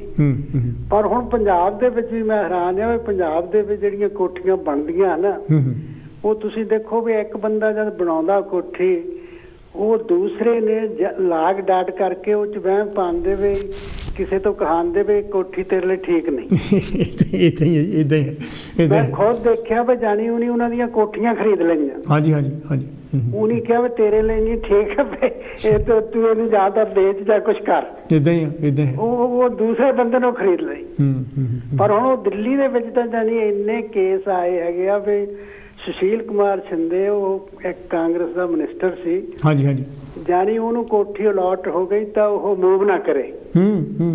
ਤਾਂ ਬੜੇ ਹੈਰਾਨ ਵੀ ਆਪਣੇ ਕਿਉਂ ਇਹ ਜਗ੍ਹਾ ਤੋਂ ਜਾਂਦਾ ਨਹੀਂ ਉੱਥੇ। ਪਰ ਉਹ ਜਿਹਦੇ ਕੋਲ ਗਿਆ ਸੀ ਉਹ ਕਹਿੰਦਾ ਹੈ ਮੇਰੇ ਕੋਲ ਟਾਈਮ ਨਹੀਂ, ਮੈਂ ਤੈਨੂੰ ਦੱਸਣਾ ਪਰ ਉਹ ਫਿਰ ਪਤਾ ਲੱਗ ਗਿਆ ਵੀ ਜਾਨੀ ਉਹਨੂੰ ਜਾਨੀ ਜਦ ਉਹ ਗਿਆ ਤਾਂ ਉਹਨੂੰ ਜਾਨੀ ਉਹ ਤੋਂ ਕਾਫੀ ਚੇਂਜ ਕਰਾਇਆ ਵੀ ਤੂੰ ਆ ਰੋਸ਼ਨਦਾਨ ਇੱਧਰ ਨੂੰ ਕਰ, ਤੂੰ ਆ ਕਰ, ਤੇਰੀ ਤਾਕੀ ਇੱਧਰ ਨੂੰ ਚਾਹੀਦੀ ਹੈ। ਹੁਣ ਤੁਸੀਂ ਦੇਖੋ ਵੀ ਇਹ ਲੋਕ ਇਹ ਨਹੀਂ ਦੇਸ਼ ਦਾ ਕੀ ਕਲਿਆਣ ਕਰਨ। ਬਿਲਕੁਲ ਨਹੀਂ ਬਿਲਕੁਲ ਨਹੀਂ, ਇਹਨਾਂ ਤੋਂ ਆਸ ਵੀ ਨਹੀਂ ਕੋਈ। ਨਹੀਂ ਦੇਖੋ ਜਿਹੜਾ ਭਾਰਤ ਦਾ ਜੋ ਕੁਝ ਨੁਕਸਾਨ ਹੋ ਰਿਹਾ ਹੈ ਨਾ, ਦੇਖੋ ਇਹ ਜਿਹੜੀ ਜੋਤਿਸ਼ ਆ ਜਾਂ ਵਾਸਤੂ ਸ਼ਾਸਤਰ ਆ, ਇਹ ਸਾਰੀਆਂ ਗਲਤ ਆ। ਬਿਲਕੁਲ ਬਿਲਕੁਲ ਬਿਲਕੁਲ। ਹੁਣ ਤੁਸੀਂ ਦੇਖੋ ਵੀ ਜਿਹਨੀ ਦੇਸ਼ਾਂ ਨੇ ਤਰੱਕੀ ਕੀਤੀ ਆ ਉਹ ਤਾਂ ਇੱਧਰ ਨੂੰ ਗਏ ਨਹੀਂ ਹੈਗੇ। ਨਹੀਂ ਗਏ, ਬਿਲਕੁਲ ਨਹੀਂ ਗਏ। ਬਿਲਕੁਲ। ਹੁਣ ਯੂਕੇ ਦੇ ਵਿੱਚ ਤੁਸੀਂ ਦੇਖੋਗੇ ਇੱਥੇ ਜਿਹੜੇ ਘਰ ਬਣਦੇ ਜਾਂ ਕੁਝ ਬਣਦਾ ਹੈਗਾ, ਕਿੰਨੇ ਕਿੰਨੇ ਘਰ ਇਕੱਠੇ ਬਣਦੇ ਆ। ਐਬਸੋਲੂਟਲੀ ਸਭ ਕੁਝ ਹੁੰਦਾ। ਹਾਂਜੀ ਹਾਂਜੀ ਹਾਂਜੀ। ਤੇ ਉੱਥੇ ਵੀ ਦੇਖ ਲਓ ਵੀ ਹੁਣ ਉਹ ਚੰਡੀਗੜ੍ਹ ਨਵਾਂ ਸ਼ਹਿਰ ਬਣਿਆ ਹੈਗਾ। ਬਿਲਕੁਲ ਜੀ ਬਿਲਕੁਲ। ਉਹ ਫਰਾਂਸ ਦੇ ਬੰਦੇ ਨੇ ਉਹਦਾ ਆਰਕੀਟੈਕਚਰ ਕੀਤਾ। ਹਾਂਜੀ ਹਾਂਜੀ। ਪਰ ਉੱਥੇ ਚੰਡੀਗੜ੍ਹ 'ਚ ਵੀ ਬਹੁਤ ਲੋਕਾਂ ਨੇ ਏਦਾਂ ਕਰਵਾਏ ਆ। ਕਿਉਂਕਿ ਉਹ ਉਹਨਾਂ ਦਾ ਇਦਾਂ ਹੀ ਹੈਗਾ ਵੀ ਜਾਨੀ ਜ਼ਰੂਰ ਪੁੱਛਣਾ ਵੀ ਤਾਂ ਜਾਣਾ ਉੱਥੇ ਇਦਾਂ ਹੀ। ਤੇ ਬਹੁਤ ਦੇਖੋ ਜਿਹੜਾ ਸਬਜੈਕਟ ਰੱਖਿਆ ਵੇ ਲੋਕਾਂ ਨੂੰ ਜਾਨੀ ਇਸ ਪਾਸਿਓਂ ਬਚਣਾ ਚਾਹੀਦਾ। ਓਕੇ ਜੀ, ਬਹੁਤ ਮਿਹਰਬਾਨੀ ਆਪਣੇ ਚੌਹਾਨ ਸਾਹਿਬ, ਬਹੁਤ ਮਿਹਰਬਾਨੀ। ਇਹ ਤਾਂ ਜੀ ਸੀਗੇ ਫਕੀਰ ਚੰਦ ਚੌਹਾਨ ਹੋਣੀ ਜਿਨ੍ਹਾਂ ਨੇ ਆਪਣੇ ਵਿਚਾਰ ਸਾਨੂੰ ਸਾਂਝੇ ਕੀਤੇ। ਤੁਸੀਂ ਵੀ ਸਾਨੂੰ ਟੈਲੀਫੋਨ ਕਾਲ ਕਰਕੇ ਆਪਣੇ ਵਿਚਾਰ ਸਾਨੂੰ ਦੱਸ ਸਕਦੇ ਆ। ਨੰਬਰ ਜਿਹੜਾ ਹੈਗਾ 0300 770 2246। ਅਤੇ ਜੇ ਤੁਸੀਂ ਬਰਤਾਨੀਆ ਤੋਂ ਬਾਹਰ ਤੋਂ ਟੈਲੀਫੋਨ ਕਰ ਰਹੇ ਤਾਂ ਫਿਰ 0044 ਪਹਿਲਾ ਨੰਬਰ ਲਾਉਣਾ ਪਊਗਾ।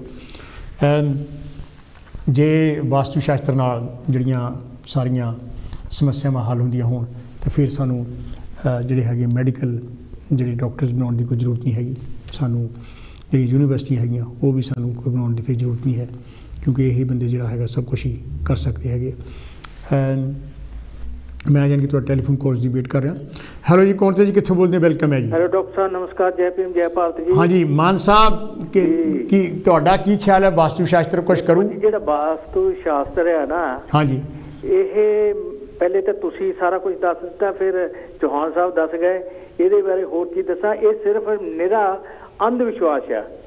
ਇਸੇ ਕਰਕੇ ਭਾਰਤ ਦੇ ਵਿੱਚ ਭੁੱਖ, ਨੰਗ ਤੇ ਅਗਿਆਨਤਾ ਦਾ ਸਾਰਾ ਵਿਸਤਾਰ ਹੋ ਰਿਹਾ। ਬਿਲਕੁਲ ਬਿਲਕੁਲ। ਕਿਉਂਕਿ ਜਿਹੜਾ ਗਿਆਨ ਹੈ ਨਾ, ਉਹਦੇ ਨਾਲ ਬੰਦੇ ਨੂੰ ਸਮਝ ਆਉਂਦੀ ਆ ਔਰ ਉਹਦੇ ਨਾਲ ਇਹ ਵਿਗਿਆਨ ਅੱਗੇ ਵੱਧਦਾ। ਹਾਂਜੀ ਹਾਂਜੀ। ਤੇ ਜਿਹੜਾ ਹੁਣ ਇੱਕ ਮੈਂ ਤੁਹਾਨੂੰ 2016 ਦੀ ਇੱਕ ਦੱਸਦਾ ਗੱਲ, ਪੇਪਰ 'ਚ ਸੀਗਾ, ਉਸ ਵੇਲੇ ਇੰਡੀਆ 'ਚ ਗਿਆ ਸੀ।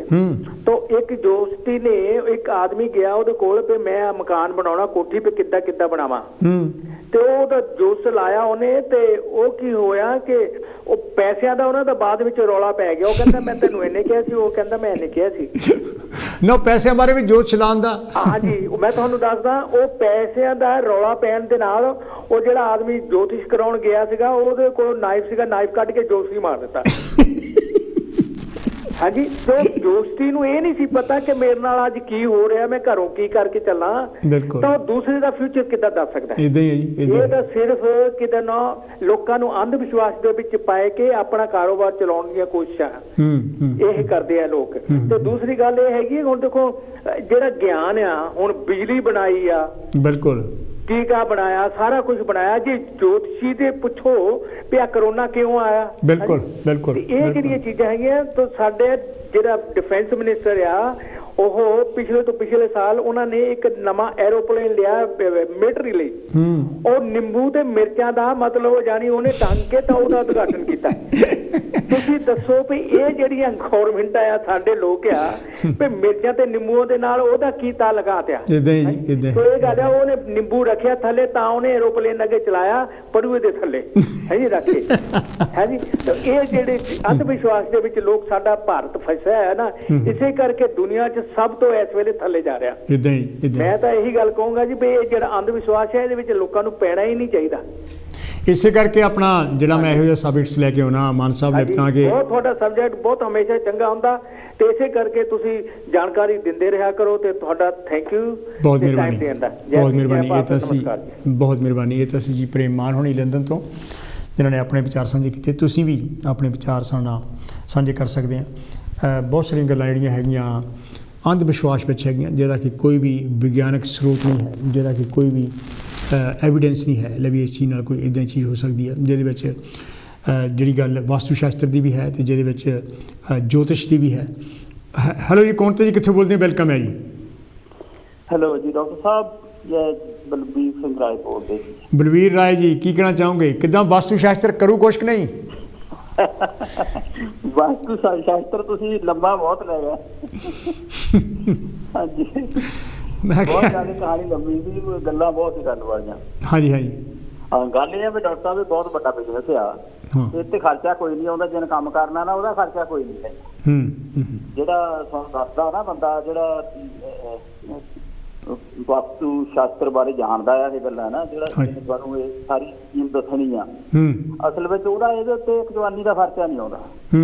ਉਹਨੇ ਸਿਰਫ ਤੁਹਾਡੇ ਨਾਲ ਗੱਲਾਂ ਕਰਨੀਆਂ ਤੇ ਗੱਲਾਂ ਦੇ ਪੈਸੇ ਲੈਣੇ ਆ। ਉਹਦੀ ਜੇਬ 'ਚ ਇੱਕ ਜਵਾਨੀ ਨਹੀਂ ਜਾਣੀ ਤਾਂ ਤੁਹਾਡਾ ਉਹਨੇ ਘਰ ਤੜਾਉਣਾ ਕਰਨਾ ਜੋ ਕਰਨਾ ਉਹ ਉਦੋਂ ਤੜਵਾ ਦੇਣਾ ਸਾਰਾ।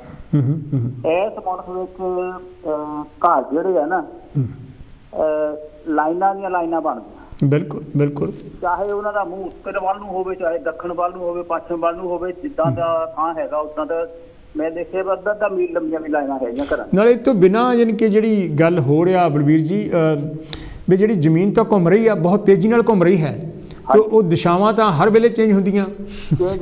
ਹਾਂਜੀ, ਤੇ ਹਾਂ ਉਹ ਉੱਤਰ ਦੱਖਣ ਬਣਦਾ ਰਹਿੰਦਾ, ਧਰਤੀ ਘੁੰਮਦੀ ਆ, ਹੋਈ ਜਾਂਦਾ ਸਾਰਾ ਕੁਛ ਹੈ ਨਾ। ਪਰ ਗੱਲ ਤਾਂ ਇਹ ਹੈਗੀ ਆ ਵੀ ਇੱਥੇ ਸਿਸਟਮ ਬਹੁਤ ਗੁੱਡ ਹੈਗਾ ਆ ਵੀ ਇੱਥੇ ਦੇਖੋ ਨਾ ਤਾਂ ਕੋਈ ਭਰਤੀ ਪਾਉਣੀ ਪੈਂਦੀ ਆ, ਜੇ ਉੱਚਾ ਥਾਂ ਆ ਉੱਚੇ 'ਚ ਬਣਾ ਦਿੰਦੇ ਘਰ, ਜੇ ਕੋਈ ਨੀਵਾਂ ਆ ਤਾਂ ਨੀਵੇਂ 'ਚ ਬਣਾਉਂਦੇ। ਸਿਸਟਮ ਨਹੀਂ ਪਾਣੀ ਦਾ ਗੁੱਡ ਬਣਾਇਆ ਆ ਤੇ ਇਹਨਾਂ ਨੂੰ ਕੋਈ ਫਰਕ ਨਹੀਂ ਪੈਂਦਾ ਉਹਨਾਂ ਗੱਲਾਂ ਦੇ ਨਾਲ ਵੀ ਇਹ ਕਿੱਥੇ ਬਣਿਆ ਜਾਂ ਕਿੱਥੇ ਨਹੀਂ। ਸਾਡੇ ਤਾਂ ਜਾਣੀ ਵੀ ਆਪੇ ਹੀ ਡਿੱਗ ਪਈ ਜਾਂਦਾ ਹੈ ਨਾ, ਕੋਈ ਫਰਕ ਨਹੀਂ ਪੈਂਦਾ। ਠੀਕ ਹੈ, ਇੱਦਾਂ ਦੀਆਂ ਗੱਲਾਂ ਵੀ ਇਹ ਜਿਹੜਾ ਬਿਜ਼ਨਸ ਹੈ ਨਾ ਇਹ ਬਹੁਤ ਲੰਮਾ ਘੋਲ ਹੈਗਾ ਆ, ਸਾਡੇ ਲੋਕਾਂ ਤੋਂ ਨਿਕਲਦਾ ਨਹੀਂ। ਇਹ ਉੱਥੇ ਨਹੀਂ ਹੈਗਾ, ਇਹ ਇੱਥੇ ਵੀ ਬਹੁਤ ਆ। ਬਿਲਕੁਲ ਬਿਲਕੁਲ ਬਿਲਕੁਲ, ਇੱਥੇ ਪਲਾਟਾਂ ਉੱਤੇ ਬੜੀ ਗੱਲ ਜਾਂਦੀ ਹੈ ਡਾਕਟਰ ਸਾਹਿਬ ਵੀ ਇਹ ਵੀ ਪਲਾਟ ਇਹ ਸ਼ੇਰ ਮੂੰਹਾਂ ਆ ਤਾਂ ਵੀ ਤੁਸੀਂ ਠੀਕ ਨਹੀਂ ਹੈਗੇ। ਇਹਦਾ ਮੂਹਰੇ ਚੌੜਾ ਪਲਾਟ ਦਾ ਜਾਂ ਇੱਦਾਂ ਦੀਆਂ ਗੱਲਾਂ ਬਹੁਤ ਇੱਦਾਂ ਗੱਲਾਂ ਇਹ ਜਿਹੜੀਆਂ ਇਹ ਸਾਡਾ ਸਮਾਜ ਚ ਇਹਦੇ ਵਿੱਚ ਪੂਰੀ ਤਰ੍ਹਾਂ ਗਰਸਿਆ ਪਿਆ ਹੈਗਾ। ਦੂਜੇ ਲੋਕ ਸੱਚੀ ਜਿੱਦਾਂ ਚੌਹਾਨ ਸਾਹਿਬ ਨੇ ਕਿਹਾ ਫਾਇਦਾ ਉਠਾ ਜਾਂਦੇ ਉਹ ਘਰਾਂ ਦਾ ਦੂਜਿਆਂ ਤੋਂ ਲੈ ਕੇ। ਬਾਕੀ ਅਮੀਰ ਲੋਕ ਜਿਹੜੇ ਆ ਤੇ ਪੜ੍ਹੇ ਲਿਖੇ ਲੋਕ ਆ ਉਹ ਤਾਂ ਉਹਨਾਂ ਦੇ ਪਿੱਠੂ ਹੈਗੇ ਆ ਲੋਕਾਂ ਦੇ। ਬਿਲਕੁਲ ਬਿਲਕੁਲ ਬਿਲਕੁਲ, ਉਹ ਏਜੰਟ ਰੱਖੇ ਜੀ ਕਰਦੇ ਆ, ਉਹਨਾਂ ਦੀ ਹਿੱਸੇਦਾਰੀਆਂ ਹੁੰਦੀਆਂ ਤੇ ਗਰੀਬ ਤਾਂ ਅਨਪੜ੍ਹ ਬੰਦਾ ਆਪਣੇ ਆਪੇ ਚੱਲ ਜਾਂਦਾ ਵੀ ਇਹ ਬੰਦੇ ਬੜੇ ਬੜੇ ਉੱਥੇ ਜਾਂਦੇ ਮੈਂ ਵੀ ਜਾਇਆ ਵਾਂ। ਏਦਾਂ ਉਹ ਫਸ ਜਾਂਦੇ ਚੱਕਰ ਦੇ ਵਿੱਚ, ਉਹਨਾਂ ਨੂੰ ਵਿਚਾਰਿਆਂ ਨੂੰ ਜ਼ਰੂਰਤ ਨਹੀਂ ਹੁੰਦੀ ਹੈਗੀ। ਠੀਕ ਹੈ ਜੀ, ਆਪਣਾ ਉਹ ਗਰੀਬੀ ਦੇ ਮਾਰੇ ਉਹ ਆਪਣਾ ਵੀ ਸੂਤ ਲਾਉਣ ਨੂੰ ਚਾਹੁੰਦੇ ਆ ਵੀ ਕਿਸ ਤਰ੍ਹਾਂ ਸਾਡਾ ਵੀ ਸੂਤ ਆ ਜਾਵੇ, ਕੋਈ ਬਿਮਾਰੀ ਹਟ ਜਾਵੇ। ਇੱਥੇ ਦੇਖਿਆ ਲੈਣਾ ਘਰਾਂ ਡਾਕਟਰ ਸਾਹਿਬ ਉਹਨਾਂ ਦੇ ਵਿੱਚ ਕਿੰਨੇ ਸਾਰੇ ਲੋਕ ਬਿਮਾਰ ਹੋ ਸਕਦੇ, ਕਿੰਨੇ ਸਾਰੇ ਤੰਦਰੁਸਤ ਵੀ ਹੈਗੇ ਉਹਨਾਂ ਘਰਾਂ ਦੇ ਵਿੱਚ ਹੀ। ਠੀਕ ਹੈ ਠੀਕ ਹੈ, ਇੱਦਾਂ ਤਾਂ ਹੈ ਨਹੀਂ ਵੀ ਉਹ ਇੱਕ ਲਾਈਨ ਲੈ ਵੀ ਉਹਦਾ ਦੱਖਣ ਵੱਲ ਨੂੰ ਮੂੰਹ ਤਾਂ ਸਾਰੇ ਲੋਕ ਤੰਦਰੁਸਤ ਹੀ ਹੋਣਗੇ। ਓਕੇ ਬਲਬੀਰ ਜੀ ਬਹੁਤ ਮਿਹਰਬਾਨੀ, ਥੈਂਕ ਯੂ ਜੀ, ਬਹੁਤ ਮਿਹਰਬਾਨੀ। ਇਹ ਤਾਂ ਸੀ ਜੀ ਬਲਬੀਰ ਰਾਏ ਹੋਣੀ ਜਿਨ੍ਹਾਂ ਨੇ ਆਪਣੇ ਵਿਚਾਰ ਸਾਡੇ ਨਾਲ ਸਾਂਝੇ ਕੀਤੇ। ਬਿਲਕੁਲ ਹੀ ਜੇ ਯਾਨੀ ਕਿ ਇਹੋ ਜਿਹੀਆਂ ਗੱਲਾਂ ਜੋਤਿਸ਼ ਹੋਈਆਂ ਯਾਨੀ ਕਿ ਜਾਂ ਟੂਣਾ ਟਾਮਣੇ ਨਗ ਹੋਏ, ਜੇ ਇਹੋ ਚੀਜ਼ਾਂ ਠੀਕ ਕਰਦੀਆਂ ਹੋਣ ਤਾਂ ਫਿਰ ਸਾਨੂੰ ਪੜ੍ਹਾਈ ਲਿਖਾਈ ਕਰਨ ਦੀ ਜ਼ਰੂਰਤ ਨਹੀਂ ਹੈ। ਸਾਨੂੰ ਵਿਗਿਆਨਕ ਵੀ ਜਿਹੜੇ ਵਿਗਿਆਨ ਹੈਗੇ ਆ ਉਹਦੀ ਪੜ੍ਹਾਈ ਬਿਲਕੁਲ ਬੰਦ ਕਰਨੀ ਚਾਹੀਦੀ, ਸਾਨੂੰ ਵਿਗਿਆਨਕ ਵੀ ਨਹੀਂ ਚਾਹੀਦੇ ਫਿਰ। ਸੋ ਜਿੰਨੀ ਵੀ ਤਰੱਕੀ ਹੋਈ ਹੈ, ਜੇ ਮੈਂ ਤੁਹਾਡੇ ਨਾਲ ਹੁਣ ਗੱਲ ਕਰ ਰਿਹਾ ਹੈਗਾ ਅਤੇ ਵਿਗਿਆਨ ਦੀਆਂ। ਹੈਲੋ ਜੀ, ਕੌਣ ਤੇ ਜੀ, ਕਿੱਥੋਂ ਬੋਲਦੇ? ਵੈਲਕਮ ਹੈ ਜੀ। ਹਾਂਜੀ, ਜੈ ਗੁਰਦੇਵ ਜੀ ਪ੍ਰੋਫੈਸਰ ਸਾਹਿਬ। ਹਾਂਜੀ, ਜੈ ਗੁਰਦੇਵ ਜੀ। ਹਾਂਜੀ, ਅੱਛਾ ਪਹਿਲਾਂ ਤਾਂ ਤੁਸੀਂ ਵਾਸਤੂ ਸ਼ਾਸਤਰ ਦੇ ਧੰਨਵਾਦ ਕਰੋ ਜਿਨ੍ਹਾਂ ਨੇ ਤੁਹਾਨੂੰ ਇਹ ਲੇਖ ਲਿਖ ਕੇ।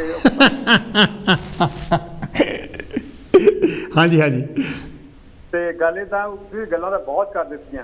ਹਾਂਜੀ ਹਾਂਜੀ। ਪਰ ਉਹਦੇ ਵਿੱਚ ਤੁਸੀਂ ਕੋਈ ਪੈਸੇ ਦੀ, ਬੈਂਕਾਂ ਦੀ ਵੀ ਗੱਲ ਕੀਤੀ ਆ, ਠੀਕ ਹੈ ਜੀ, ਮਕਾਨਾਂ ਦੀ ਡਾਇਰੈਕਸ਼ਨ ਦੀ ਵੀ ਗੱਲ ਕੀਤੀ, ਉਹਦਾ ਤਾਂ ਜਵਾਬ ਦੇ ਦਿੱਤਾ ਵੀ ਡਾਇਰੈਕਸ਼ਨ ਤਾਂ ਬਦਲਦੀ ਰਹਿੰਦੀ ਹੈ। ਹਾਂਜੀ ਹਾਂਜੀ। ਪਰ ਮੈਂ ਇੱਕ ਚੀਜ਼ ਕਹਿਣੀ ਚਾਹੁੰਦਾ ਆ ਕਿ ਜਦੋਂ ਮੈਂ ਬਚਪਨ 'ਚ ਦੇਖਦਾ ਹੁੰਦਾ ਸੀ, ਕੋਈ ਬੰਦਾ ਮਰਨ ਵਾਲਾ ਹੁੰਦਾ ਸੀ ਨਾ, ਤੇ ਉਹਦੇ ਮੂੰਹ 'ਚ ਗੰਗਾ ਜਲ ਪਾਉਂਦੇ ਸੀ ਔਰ ਗੀਤਾ ਉਹਨੂੰ ਪੜ੍ਹ ਕੇ ਸੁਣਾਉਂਦੇ ਸੀ। ਹਾਂਜੀ ਹਾਂਜੀ ਹਾਂਜੀ।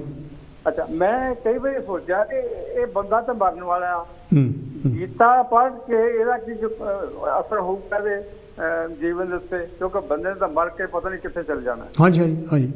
ਤੇ ਉਹ ਜੋ ਗੰਗਾ ਦਾ ਪਾਣੀ ਕਿੰਨਾ ਗੰਦਾ ਆ, ਉਹ ਲਿਆ ਕੇ ਉਹਨੂੰ ਉਹਦੇ ਮੂੰਹ 'ਚ ਪਾਉਂਦੇ। ਉਹ ਜੇ ਉਹਨੇ ਮਰਨਾ, ਜੇ ਹਫ਼ਤਾ 2 ਹਫ਼ਤੇ ਜੀਣਾ, ਉਹਨੇ ਛੇਤੀ ਮਰ ਜਾਣਾ। ਅੱਛਾ, ਇੱਕ ਸਾਡੇ ਆਰੀਆ ਸਮਾਜ ਮੰਦਿਰ ਦੇ ਵਿੱਚ ਇੱਕ ਸਾਡੇ ਆਏ ਸੀ ਓਵਰਸੀਅਰ ਪ੍ਰੋਫੈਸ਼ਨ ਤੋਂ, ਉਹਨਾਂ ਨੇ ਕੀ ਕੀਤਾ ਕਿ 7 ਧਾਤਾਂ ਦਾ ਇੱਕ ਬਕਸਾ ਜਿਹਾ ਬਣਾਇਆ, ਉਹ ਚਾਰੇ ਵੇਦ ਰੱਖ ਕੇ 15-20 ਫੁੱਟ ਡੂੰਘਾ ਕਰਕੇ ਉਹਦੇ ਵਿੱਚ ਉਹਨੂੰ ਦਬਾ ਦਿੱਤਾ। ਤੇ ਮੈਂ ਉਹਨੂੰ ਪੁੱਛਿਆ ਕਿ ਇਹ ਤੂੰ ਕੀ ਕੀਤਾ? ਉਹ ਕਹਿੰਦਾ ਜੀ ਗੱਲ ਵੀ ਕਦੇ ਕੋਈ ਐਸੀ ਗੱਲ ਹੋਏਗੀ ਇੱਥੇ ਜ਼ਮੀਨ ਪੁੱਟੀ ਜਾਊਗੀ, ਅੱਛਾ, ਤੇ ਬਕਸਾ ਨਿਕਲ ਗਿਆ ਤੇ ਲੋਕਾਂ ਨੂੰ ਪਤਾ ਹੋ ਗਿਆ ਕਿ ਇੱਥੇ ਵੇਦਾਂ ਦਾ ਪ੍ਰਚਾਰ ਹੁੰਦਾ। ਸੋ ਕਹਿੰਦਾ ਭਾਵ ਹੈ ਕਿ ਦੇਖੋ ਜਿਹੜੀ ਪੈਸੇ ਦੀ ਗੱਲ ਹੈ ਤੁਸੀਂ ਕੀਤੀ ਹੈ, ਪੈਸੇ ਦੀ ਜਿਹੜੀ ਕਮਾਈ ਆ ਉਹਦੇ ਰੰਗ ਢੰਗ ਟੋਟਲੀ ਡਿਫਰੈਂਟ ਹੈ। Absolutely absolutely.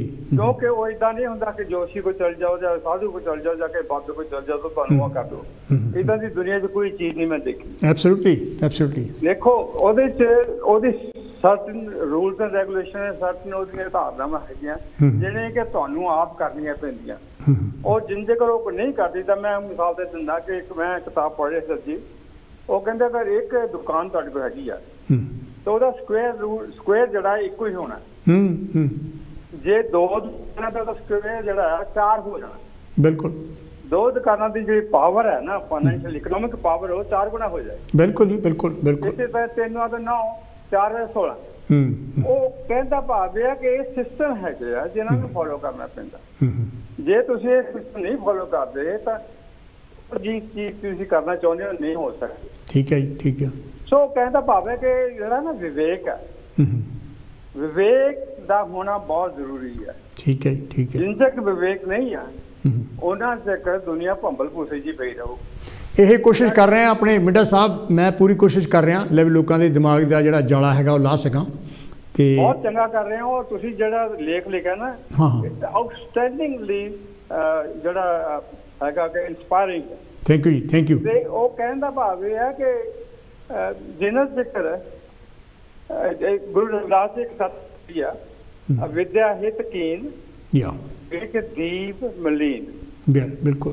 ਅਨਪੜ੍ਹਤਾ ਨੇ ਲੋਕਾਂ ਦੀ ਬੁੱਧੀ ਨੂੰ ਇੰਨਾ ਮੰਦਕ ਬਣਾ ਦਿੱਤਾ। ਠੀਕ ਹੈ, ਠੀਕ। ਉਹ ਜਿਹੜਾ ਦੀਵਾ ਵਿਵੇਕ ਦਾ ਸੀ ਉਹਦਾ ਰੋਸ਼ਨੀ ਬਹੁਤ ਜ਼ਿਆਦਾ ਘੱਟ। ਓਕੇ ਓਕੇ ਮਿੱਡਾ ਸਾਹਿਬ, ਬਹੁਤ ਮਿਹਰਬਾਨੀ, ਬਹੁਤ ਮਿਹਰਬਾਨੀ। ਥੈਂਕ ਯੂ ਜੀ, ਥੈਂਕ ਯੂ ਜੀ। ਇਹ ਤਾਂ ਸੀ ਜੀ ਮਿੱਡਾ ਸਾਹਿਬ ਜਿਨ੍ਹਾਂ ਨੇ ਸਾਊਥ ਹਾਲ ਤੋਂ ਟੈਲੀਫੋਨ ਕੀਤਾ ਸੀ, ਅਤੇ ਤੁਸੀਂ ਵੀ ਸਾਨੂੰ ਟੈਲੀਫੋਨ ਕਾਲ ਕਰ ਸਕਦੇ ਆ। 10:30 ਮਿੰਟ ਸਾਡੇ ਤੋਂ ਅਜੇ ਵੀ ਹੈ। ਜੇ ਇਹਨਾਂ ਗੱਲਾਂ ਵਿੱਚ ਕੁਛ ਤਾਕਤ ਹੋਵੇ, ਸ਼ਕਤੀ ਕੁਛ ਹੋਵੇ, ਤਾਂ ਲੋਕਾਂ ਨੂੰ ਕੋਈ ਕੰਮ ਕਰਨ ਦੀ ਜ਼ਰੂਰਤ ਨਹੀਂ ਹੈ। ਫਿਰ ਸਾਨੂੰ ਵਿਗਿਆਨਿਕ ਜਿਹੜੇ ਵਿਗਿਆਨੀ ਹੈਗੇ ਉਹਨਾਂ ਦੀ ਵੀ ਸਾਨੂੰ ਕੋਈ ਜ਼ਰੂਰਤ ਨਹੀਂ ਹੈ। ਇਹ ਵਿਗਿਆਨ ਨੇ ਸਾਰੀਆਂ ਕਾਢਾਂ ਕੱਢੀਆਂ। ਜੇ ਮੈਂ ਹੁਣ ਤੁਹਾਡੇ ਨਾਲ ਗੱਲ ਕਰ ਰਿਹਾ, ਇਹ ਵਿਗਿਆਨ ਦੀ ਕਾਢ ਹੈ। ਹੈਲੋ ਜੀ, ਕੌਣ ਤੇ ਜੀ, ਕਿੱਥੋਂ ਬੋਲਦੇ ਆ? ਵੈਲਕਮ ਹੈ ਜੀ। ਹੈਲੋ ਹਰੀਸ਼ ਜੀ, ਸਬਜੈਕਟ ਲੈ ਕੇ ਆਉਣ ਦਾ ਬਹੁਤ ਬਹੁਤ ਧੰਨਵਾਦ। Thank you, thank you Bhagwant ਜੀ। ਮੈਂ ਤੁਹਾਨੂੰ ਵੀ ਵਾਰਨਿੰਗ ਕਰਦਾ ਆ ਵੀ ਤੁਹਾਡਾ ਜਿਹੜਾ ਘਰ ਹੈ ਨਾ, ਹਾਂਜੀ ਹਾਂਜੀ, ਉਹ ਸ਼ੇਰਮੂਹਾ ਆ। ਅੱਛਾ ਜੀ। ਹਾਂ, ਜਿੰਨੀ ਛੇਤੀ ਹੁੰਦਾ ਤੁਸੀਂ ਉਹ ਮੈਨੂੰ ਭੇਜ ਦਿਓ ਸਸਤੇ ਭਾਅ ਤੇ ਮੈਂ ਉਹਨੂੰ ਠੀਕ ਕਰ ਸਕਦਾ। ਠੀਕ ਆ, ਠੀਕ ਆ। ਤੁਸੀਂ ਮੈਨੂੰ ਆਪਣੇ ਘਰ ਰੱਖ ਲਓ, ਲੈ ਲਓ ਉਹ ਮੇਰੇ ਵਾਲਾ। ਤੁਸੀਂ ਆਪਣਾ ਘਰ ਦਾ, ਤੁਹਾਡੇ ਘਰ ਦੇ ਵਿੱਚ ਬਰਕਤ, ਧਨ, ਦੌਲਤ, ਸਿਹਤਾਂ ਸਭ ਕੁਝ ਆ ਜਾਣਗੀਆਂ ਨਾ। ਮੇਰੇ ਤੋਂ ਤਾਂ ਮੇਰੇ ਆਪਣੇ ਪਹਿਲੇ ਪੈਸੇ ਨਹੀਂ ਸਾਂਭ ਹੁੰਦੇ ਹੁਣ। ਬਸ ਇਹੀ ਹੈ, ਬਸ ਬਹੁਤ ਵਧੀਆ ਜਿਹੜਾ ਅੱਜ ਵਿਸ਼ਾ ਜਿਹੜਾ ਨਾ ਸਾਡੇ ਲੋਕਾਂ ਲਈ ਬਹੁਤ, ਖਾਸ ਕਰਕੇ ਇੰਗਲੈਂਡ ਦੇ ਵਿੱਚ ਬੈਠੇ ਆ ਨਾ ਅਸੀਂ ਲੋਕ, ਹਾਂਜੀ ਹਾਂਜੀ, ਉਹਨਾਂ ਲਈ ਬਹੁਤ ਜ਼ਰੂਰੀ ਹੈ। ਜਿਹੜੇ ਇੱਥੋਂ ਇੰਗਲੈਂਡ ਚੋਂ ਜਾ ਕੇ ਵੀ ਨਾ, ਜਦੋਂ ਅਸੀਂ ਇੰਡੀਆ ਜਾਂਦੇ ਹਾਂ ਉੱਥੇ ਜਾ ਕੇ ਕੋਠੀਆਂ ਪਾਉਣੇ, ਤਾਂ ਉੱਥੇ ਅਸੀਂ ਜਿੱਦਾਂ ਤੁਸੀਂ ਦੱਸਿਆ ਵੀ ਜੋਤਸ਼ੀਆਂ ਦੇ, ਵਾਸਤੂ ਸ਼ਾਸਤਰ ਦੇ ਜਿਹੜੇ ਐਕਸਪਰਟ ਨੇ, ਸ਼ਾਸਤਰੀ ਨੇ, ਉਹਨਾਂ ਦੇ ਪਿੱਛੇ ਭੱਜੇ ਫਿਰਦੇ ਨੇ। ਬਿਲਕੁਲ ਬਿਲਕੁਲ।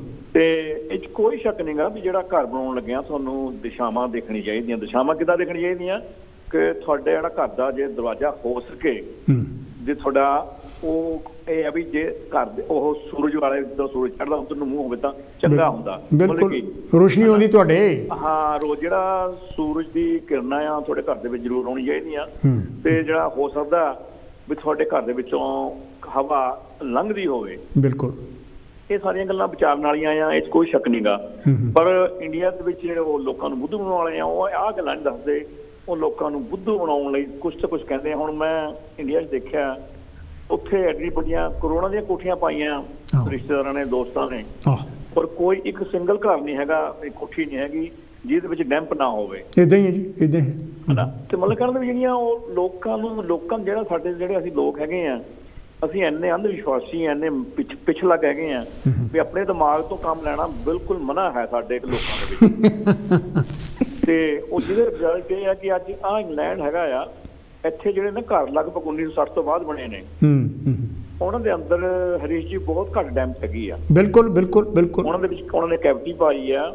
ਬਾਹਰਲੀ ਕੰਧ ਤੇ ਅੰਦਰਲੀ ਕੰਧ ਫਰਕ ਹੈਗਾ ਆ, ਜਿਹੜਾ ਕਿ ਸਾਡੇ ਦੇ ਨਾਲ ਸਾਡੇ ਡੈਂਪ ਵੀ ਘਟਦੀ ਆ, ਠੰਡ ਵੀ ਘਟਦੀ ਹੈਗੀ ਆ। ਪਰ ਇਹ ਸਾਡੇ ਲੋਕ ਇੱਥੋਂ ਇੰਗਲੈਂਡ ਤੋਂ ਜਾ ਕੇ ਵੀ ਨਾ, ਜਦੋਂ ਲੋਕ ਅਸੀਂ ਜਿਹੜੇ ਆਪਣੇ ਆਪ ਨੂੰ ਅਗਾਂਹ ਵਧੂ ਵੀ ਕਹਿੰਦੇ ਨੇ, ਉਹ ਵੀ ਕਈ ਵਾਰ ਇਸ ਤਰ੍ਹਾਂ ਦੀਆਂ ਗਲਤੀਆਂ ਕਰਦੇ ਆ। ਅਸੀਂ ਉੱਥੇ ਇੱਕ ਨੂੰ ਵਿਚਾਰਦੇ ਨਹੀਂ ਹੈ। ਬਿਲਕੁਲ ਬਿਲਕੁਲ, ਜਿਹੜੀ ਕਿ ਸਾਡੇ ਲਈ ਵਿਚਾਰਨ ਲਈ ਬਹੁਤ ਜ਼ਰੂਰੀ ਹੈਗਾ ਆ। ਤੇ ਇਹ ਆ ਵੀ ਜਿਹੜਾ ਅੰਧ ਵਿਸ਼ਵਾਸ ਹੈ ਨਾ, ਜਿਹੜਾ ਸਾਡਾ ਪਿਛਲਾ ਬਣਾ ਸੀ, ਪਿੱਛੇ ਲੱਗ ਜਾਂਦੇ, ਜਿਹੜਾ ਦੇਖਿਆ ਉਹਦੇ ਮਗਰ ਲੱਗ ਪਏ, ਉਹਦੇ ਨਾਲ ਸਾਡਾ ਨੁਕਸਾਨ ਹੋ ਰਿਹਾ। ਤੇ ਇਹ ਜਿਹੜਾ ਤੁਸੀਂ ਸਬਜੈਕਟ ਅੱਜ ਲਿਆਂਦਾ ਬਹੁਤ ਹੀ ਵਧੀਆ। ਥੈਂਕ ਯੂ ਭਗਵੰਤ ਜੀ। ਤੇ ਇੱਕ ਮਾੜਾ ਮੋਟਾ ਬਿਲਡਿੰਗ ਦਾ ਕੰਮ ਕਰਨ ਦੇ ਕਰਕੇ ਇਹ ਅਸੀਂ ਲੋਕਾਂ ਨੂੰ ਇਹ ਵੀ ਕਹਾਂਗੇ, ਤੁਸੀਂ ਆਪਣੇ ਘਰਾਂ ਨੂੰ ਬਾਹਰੋਂ ਖੜ ਕੇ ਦੇਖੋ, ਤੁਸੀਂ ਕੀ ਕਰਨਾ ਆਪ ਸੋਚੋ। ਬਿਲਕੁਲ, 2 ਦਿਨ ਪਹਿਲਾਂ ਕੋਈ ਵੀ ਕੰਮ ਕਰਨਾ, 2 ਦਿਨ ਪਹਿਲਾਂ ਸੋਚਣਾ ਸ਼ੁਰੂ ਕਰ ਦਿਓ, 2 ਘੰਟੇ ਪਹਿਲਾਂ ਸੋਚਣਾ ਸ਼ੁਰੂ ਕਰ ਦਿਓ, ਤੁਹਾਨੂੰ ਕੋਈ ਨਾ ਕੋਈ ਸੌਖਾ ਰਾਹ ਲੱਭਿਆ ਆਊਗਾ।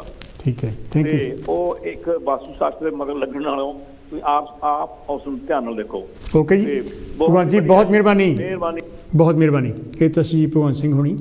ਤੇ ਇਹ ਵੀ ਗੱਲ ਅਸੀਂ ਕਹਿ ਦਈਏ, ਯਾਨੀ ਕਿ ਈਵਨ ਮੈਂ ਲੱਖ ਪਾਉਂਡ ਇਨਾਮ ਦਊਂਗਾ ਜੇ ਯਾਨੀ ਕਿ ਕੋਈ ਵਾਸਤੂ ਸ਼ਾਸਤਰ ਕਹਿ ਵੇਲੇ ਵੀ ਬਿਲਕੁਲ ਠੀਕ ਹੈਗਾ। ਤੇ 1 ਲੱਖ ਪਾਉਂਡ ਯਾਨੀ ਕਿ ਜਿਹੜੀ ਸਾਡੀ ਸੁਸਾਇਟੀ ਹੈਗੀ ਆ, ਤਰਕਸ਼ੀਲ ਸੁਸਾਇਟੀ, ਏਸ਼ੀਅਨ ਰੈਸ਼ਨ ਸੁਸਾਇਟੀ, ਜਿਹੜੀ ਅਸੀਂ ਇੱਥੇ 1987 ਦੇ ਵਿੱਚ ਬਣਾਈ ਸੀ, ਉਹ ਵੀ 1 ਲੱਖ ਪਾਉਂਡ ਦੇਣਗੇ। ਸੋ ਇਸ ਕਰਕੇ ਅਸੀਂ ਦਾਅਵੇ ਨਾਲ ਕਹਿੰਦੇ ਹੈਗੇ ਵੀ ਇਹਦੇ ਵਿੱਚ ਬਿਲਕੁਲ ਕੋਈ ਵੀ ਕਿਸੇ ਤਰ੍ਹਾਂ ਦੀ ਵੀ ਕੋਈ ਸਾਰਥਕਤਾ ਨਹੀਂ ਹੈ, ਬਿਲਕੁਲ ਝੂਠ ਹੈਗਾ। ਲੋਕਾਂ ਨੂੰ ਬੇਵਕੂਫ ਤੇ ਬੁੱਧੂ ਬਣਾਉਣ ਵਾਲੀ ਗੱਲ ਹੈਗੀ ਆ। ਇਹ ਜਿਹੜੇ ਨਗਾਲੇ ਹੈਗੇ ਉਹਨਾਂ ਨੂੰ ਵੀ ਸਾਡਾ ਚੈਲੰਜ ਹੈ। ਹੈਲੋ ਜੀ, ਕੌਣ ਤੋਂ ਜੀ, ਕਿੱਥੋਂ ਬੋਲਦੇ ਆ ਜੀ? ਵੈਲਕਮ ਜੀ। ਨਮਸਕਾਰ ਜੀ, ਮੈਂ ਕੈਨੇਡਾ ਤੋਂ ਬੋਲਦੀ ਹਾਂ, ਸ਼ਾਂਤੀ ਜੀ। ਸ਼ਾਂਤੀ ਜੀ, ਕੀ ਕਹਿਣਾ ਚਾਹੋਗੇ ਵਾਸਤੂ ਸ਼ਾਸਤਰ ਬਾਰੇ? ਤੁਹਾਡਾ ਕਦੀ ਵਾਸਤਾ ਪਿਆ ਇਹਨਾਂ ਨਾਲ? ਨੋ, ਮੇਰਾ ਪਹਿਲਾਂ ਨਹੀਂ ਸੀ ਪਿਆ। ਜਦੋਂ ਮੈਂ ਇੱਥੇ ਆਈ ਆ ਨਾ, ਸਾਡੇ ਇੱਥੇ ਚਾਈਨਾ ਟਾਊਨ ਆ। ਹਾਂਜੀ, ਸਾਡੇ ਵੈਨਕੂਵਰ ਦੇ ਵਿੱਚ ਚਾਈਨਾ ਟਾਊਨ ਆ। ਉਹ ਸਾਰੇ ਉਹਨਾਂ ਦੀਆਂ ਚੀਜ਼ਾਂ ਹੀ ਵਾਸਤੂ ਸ਼ਾਸਤਰ ਨਾਲ ਆਹ ਰੱਖ ਲਓ, ਤੁਸੀਂ ਆਹ ਰੱਖ ਲਓ, ਘਰ ਚ ਜਾ ਕੇ this good for you, this is good for you. ਪਰ ਮੈਂ ਤਾਂ ਲਿਆਈ ਨਹੀਂ ਕਦੀ ਵਾਸਤੂ ਸ਼ਾਸਤਰ। ਜਦੋਂ ਸਾਊਥ ਵਿੱਚ ਬਹੁਤ ਸਾਰੇ ਮੰਦਿਰ ਹੈ, ਇੰਡੀਆ ਸਾਊਥ ਵਿੱਚ ਬਹੁਤ ਵੱਡੇ ਵੱਡੇ ਮੰਦਿਰ ਆ। ਹਾਂਜੀ ਹਾਂਜੀ, ਸ਼ਿਵ ਦਾ ਮੰਦਿਰ ਆ, ਫਲਾਨਾ ਮੰਦਿਰ ਆ। ਸਾਡੇ ਇੱਥੇ ਹੁੰਦੇ ਸੀ ਕੋਈ ਬਿਜ਼ਨਸਮੈਨ, ਤੇ ਮੈਂ ਉਹਨਾਂ ਦੇ ਕੰਮ ਕਰਦੀ ਹੁੰਦੀ ਸੀ ਕਿ ਤੁਸੀਂ ਉੱਥੇ ਆਇਓ, ਤੁਸੀਂ ਸਾਊਥ ਵੱਲ, ਤਾਂ ਤੁਹਾਨੂੰ ਅਸੀਂ ਮੰਦਿਰ ਦਿਖਾਵਾਂਗੇ ਵੀ ਬਹੁਤ ਵੱਡੇ ਆ। ਪਰ ਮੈਨੂੰ ਇਹ ਨਹੀਂ ਸੀ ਪਤਾ ਲੱਗਦਾ ਹੁੰਦਾ ਵੀ ਇਹ ਵਾਸਤੂ ਸ਼ਾਸਤਰ ਦੇ ਅਕੋਰਡਿੰਗ ਬਣਾਏ ਗਏ ਆ। ਪਰ ਮੈਂ ਇਹ ਦੇਖਦੀ ਹੁੰਦੀ ਸੀ ਵੀ ਇੰਨੇ ਉੱਚੇ ਲੰਮੇ, ਉਦੋਂ ਤੱਕ ਬਹੁਤ ਵੱਡੇ ਹੁੰਦੇ ਸੀ ਵੀ, ਉਦੋਂ ਤਾਂ ਕਰੇਨਾਂ ਵੀ ਨਹੀਂ ਸੀ ਹੁੰਦੀਆਂ ਵੀ ਇਹ ਕਿਵੇਂ ਲੋਕਾਂ ਨੇ ਬਣਾਏ ਆ। ਮੈਂ ਇਹ ਥਿੰਕ ਕਰਦੀ ਸੀ, ਨਾ ਮੈਨੂੰ ਲਾਲ ਮਿੱਟੀ ਜਾਂ ਕਾਲੀ ਮਿੱਟੀ ਦਾ ਪਤਾ ਹੁੰਦਾ ਸੀ ਵੀ ਕਿੱਥੇ ਉਹ ਕਿਹੜੀ ਹੁੰਦੀ ਆ। ਪਹਿਲੀ ਵਾਰੀ ਮੈਨੂੰ ਪਤਾ ਲੱਗਾ ਵੀ ਲਾਲ ਕਾਲੀ ਮਿੱਟੀ ਵੀ ਹੁੰਦੀ, ਚਿੱਟੀ ਮਿੱਟੀ ਵੀ ਹੁੰਦੀ ਆ, ਜਾਂ ਧਰਤੀ ਹੁੰਦੀ ਆ, ਉੱਥੇ ਬਣਾਉਣਾ ਚਾਹੀਦਾ ਆ। ਬਾਕੀ ਜਿਵੇਂ ਸਾਡੇ ਜਿਹੜੇ ਜੋਤਸ਼ੀ ਆ ਨਾ, ਉਹ ਚ ਸਰੀ ਵਿੱਚ ਬੜਾ ਭਰਮਾਰ ਆ ਉਹਨਾਂ ਦਾ। ਅੱਜ ਕੱਲ ਉਹਨਾਂ ਦੇ ਇੰਨੇ ਜਿਹੜੇ ਆਹ ਤਰਕਸ਼ੀਲਤਾ ਵਾਲੇ ਆ ਨਾ, ਉਹਨੇ ਹੁਣੇ ਚਾਹੇ ਪਿੱਛੇ ਜਾ ਇੱਕ ਜੋਤਸ਼ੀ ਨੂੰ ਫੜਿਆ ਆ, ਅਵਤਾਰ ਹੋਣੀ ਤਾਂ ਪਰਮਿੰਦਰ ਸਵੈਚ ਹੋਣਾ। ਠੀਕ ਹੈ, ਠੀਕ ਹੈ, ਸਾਡੇ ਸਾਥੀ ਆ ਜੀ, ਪੈਸੇ ਕਢਾਏ ਆ। ਹਾਂਜੀ ਹਾਂਜੀ, ਠੀਕ ਹੈ, ਠੀਕ ਹੈ। ਤੇ ਉਹਨਾਂ ਨੇ ਬਾਕੀ ਇੱਥੇ ਮੰਦਿਰ ਚਾਹੀਦਾ 140 ਤੇ ਸਾਡੇ ਬਹੁਤ ਵੱਡਾ ਮੰਦਿਰ। ਇੱਕ ਦਿਨ ਕਬੂਤਰਾਂ ਦੀਆਂ ਵਿਚਾਰਿਆਂ ਦੀਆਂ ਨੈਕ ਜਿਹੜੀਆਂ ਉਹ ਕੱਟ ਕੇ ਨਾ, ਉੱਥੇ 5-6 ਕਬੂਤਰ ਮਾਰੇ ਹੋਏ। ਓ ਮਾਈ ਗॉड, ਮੇਰਾ ਦਿਲ ਇੰਨਾ ਖਰਾਬ ਹੋਇਆ। ਮੈਂ ਕਿਹਾ ਇਹ ਜਿਹੜੇ ਕਰਦੇ ਇਹਨਾਂ ਨੂੰ ਫੜਨਾ ਚਾਹੀਦਾ ਆ। ਆਪਣੇ ਤਰਕਸ਼ੀਲਤਾ ਵਾਲੇ ਤਾਂ ਫੜਦੇ ਆ, ਪਰ ਇੱਥੇ ਟੂਣੇ ਜਾਦੂ ਸਰੀ ਦੇ ਵਿੱਚ ਪਤਾ ਨਹੀਂ ਕਿੱਥੋਂ ਲੋਕ ਆਏ ਆ। ਮੈਨੂੰ ਇੱਥੇ 46 ਚਿਰ ਹੋ ਗਿਆ ਸਰੀ ਚ ਰਹਿੰਦੀ ਨੂੰ। ਉਹ ਕਿਤੇ ਨਿੰਬੂ ਰੱਖੇ ਆ ਕਿਸੇ ਮੁੰਡੇ ਦੀ ਕਾਰ ਦੇ ਉੱਤੇ, ਨਾਲੇ ਉਹਨੂੰ ਹਲਦੀ ਰੱਖੀ ਹੋਈ ਆ, ਉਹ ਦਿਖਾਉਂਦਾ ਹੈ ਟਿਕਟੌਕ ਤੇ। ਤੇ so bad and it is so sad ਵੀ ਸਾਡੇ ਲੋਕ ਕਿੱਧਰ ਨੂੰ ਤੁਰੇ ਹੋਏ ਆ। ਤੇ ਗੁੱਤਾਂ ਵੀ ਬੰਨੀਆਂ ਕਾਰ ਦੇ ਪਿੱਛੇ। ਉਹ ਮੋਹਰੇ ਬੰਦੀਆਂ ਸਾਡੇ ਤਾਂ ਮੋਹਰੇ ਬੰਦੀਆਂ ਸਾਡੀ ਮੇਰੀ ਸਟਰੀਟ ਤੇ ਜਾਂਦਾ ਹੈ ਮੁੰਡਾ ਮੇਰਾ। ਇੱਕ ਦਿਨ ਜੀ ਕਰੇ ਵੀ ਇਹਨੂੰ ਪੁੱਛਾਂ ਰੱਖ ਕੇ ਵੀ ਤੁਸੀਂ ਆ ਗੁੱਤਾ ਨੇ ਤੁਹਾਨੂੰ ਇੱਥੇ ਇਮੀਗ੍ਰੇਸ਼ਨ ਦਿਵਾਉਣੀ ਆ ਵੀ ਭਰਾਵੋ ਇਹ ਤੁਸੀਂ ਕਿਉਂ ਇੰਨੀ ਸੋਸਾਇਟੀ ਗੰਦੀ ਕਰਤੀ ਇੱਥੇ ਆ ਕੇ ਵੀ ਤੁਸੀਂ। ਜਦੋਂ ਮੈਂ ਆਈ ਸੀ ਉਦੋਂ ਵੀ ਤਾਂ ਅਸੀਂ ਨਵੇਂ ਹੀ ਸੀਗੇ। ਜੇ ਤੁਸੀਂ ਇਦਾਂ ਦੀਆਂ ਗੱਲਾਂ ਕਰਨੀਆਂ ਸੀ ਤੁਸੀਂ ਇੱਥੇ ਕਿਉਂ ਆਏ? ਇੰਡੀਆ ਰਹਿੰਦੇ ਜੇ ਇਹੋ ਜਿਹਾ ਕੈਨੇਡਾ ਨੂੰ ਵੀ ਸਾਡੇ ਨੂੰ ਇਹਨਾਂ ਨੇ ਇੰਡੀਆ ਬਣਾਉਣਾ ਸੀ ਤੇ ਤੁਸੀਂ ਇੰਡੀਆ ਹੀ ਜਾਵੋ back.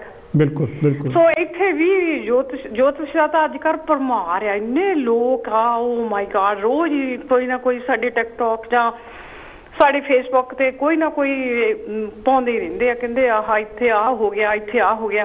This is nothing, there is nothing in it.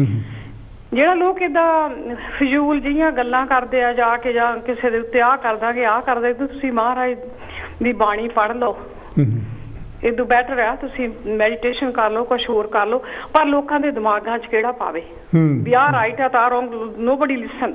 ਹਾਂਜੀ ਹਾਂਜੀ। ਵੀ ਤੁਸੀਂ ਤਾਂ ਐਵੇਂ ਕਰਦੇ ਆ, ਇਹ ਜੋਤਸ਼ੀ ਚੰਗੇ ਆ। ਜੋ ਫਿਰ ਲੁੱਟ ਕੇ ਲੈ ਜਾਂਦੇ ਆ, ਫਿਰ ਤਰਕਸ਼ੀਲਤਾ ਵਾਲਿਆਂ ਕੋਲ ਜਾਂਦੇ ਆ ਵੀ ਆ ਜਾਓ ਸਾਨੂੰ ਛਡਾਵੋ ਤੇ ਸਾਡੇ ਪੈਸੇ ਮੜਵਾਵੋ। ਏਦਾਂ ਜੀ, ਏਦਾਂ ਖਰੇ ਕਿੰਨੇ ਇੱਕ ਲੇਡੀ ਨੇ ਪੈਸੇ ਦੇ ਦਿੱਤੇ ਉਹਨੂੰ ਤਾਂ ਕਿੰਨਾ ਸੋਨਾ ਦੇ ਆਈ। ਇੱਥੇ ਸਾਡੇ ਇੱਕ ਨੇ ਕਹਿੰਦੀ ਮੇਰਾ ਆਦਮੀ ਸ਼ਰਾਬ ਪੀਂਦਾ, ਉਹਨੇ 90,000 ਪਾਉਂਡ ਦਿੱਤਾ ਉਹਨੂੰ।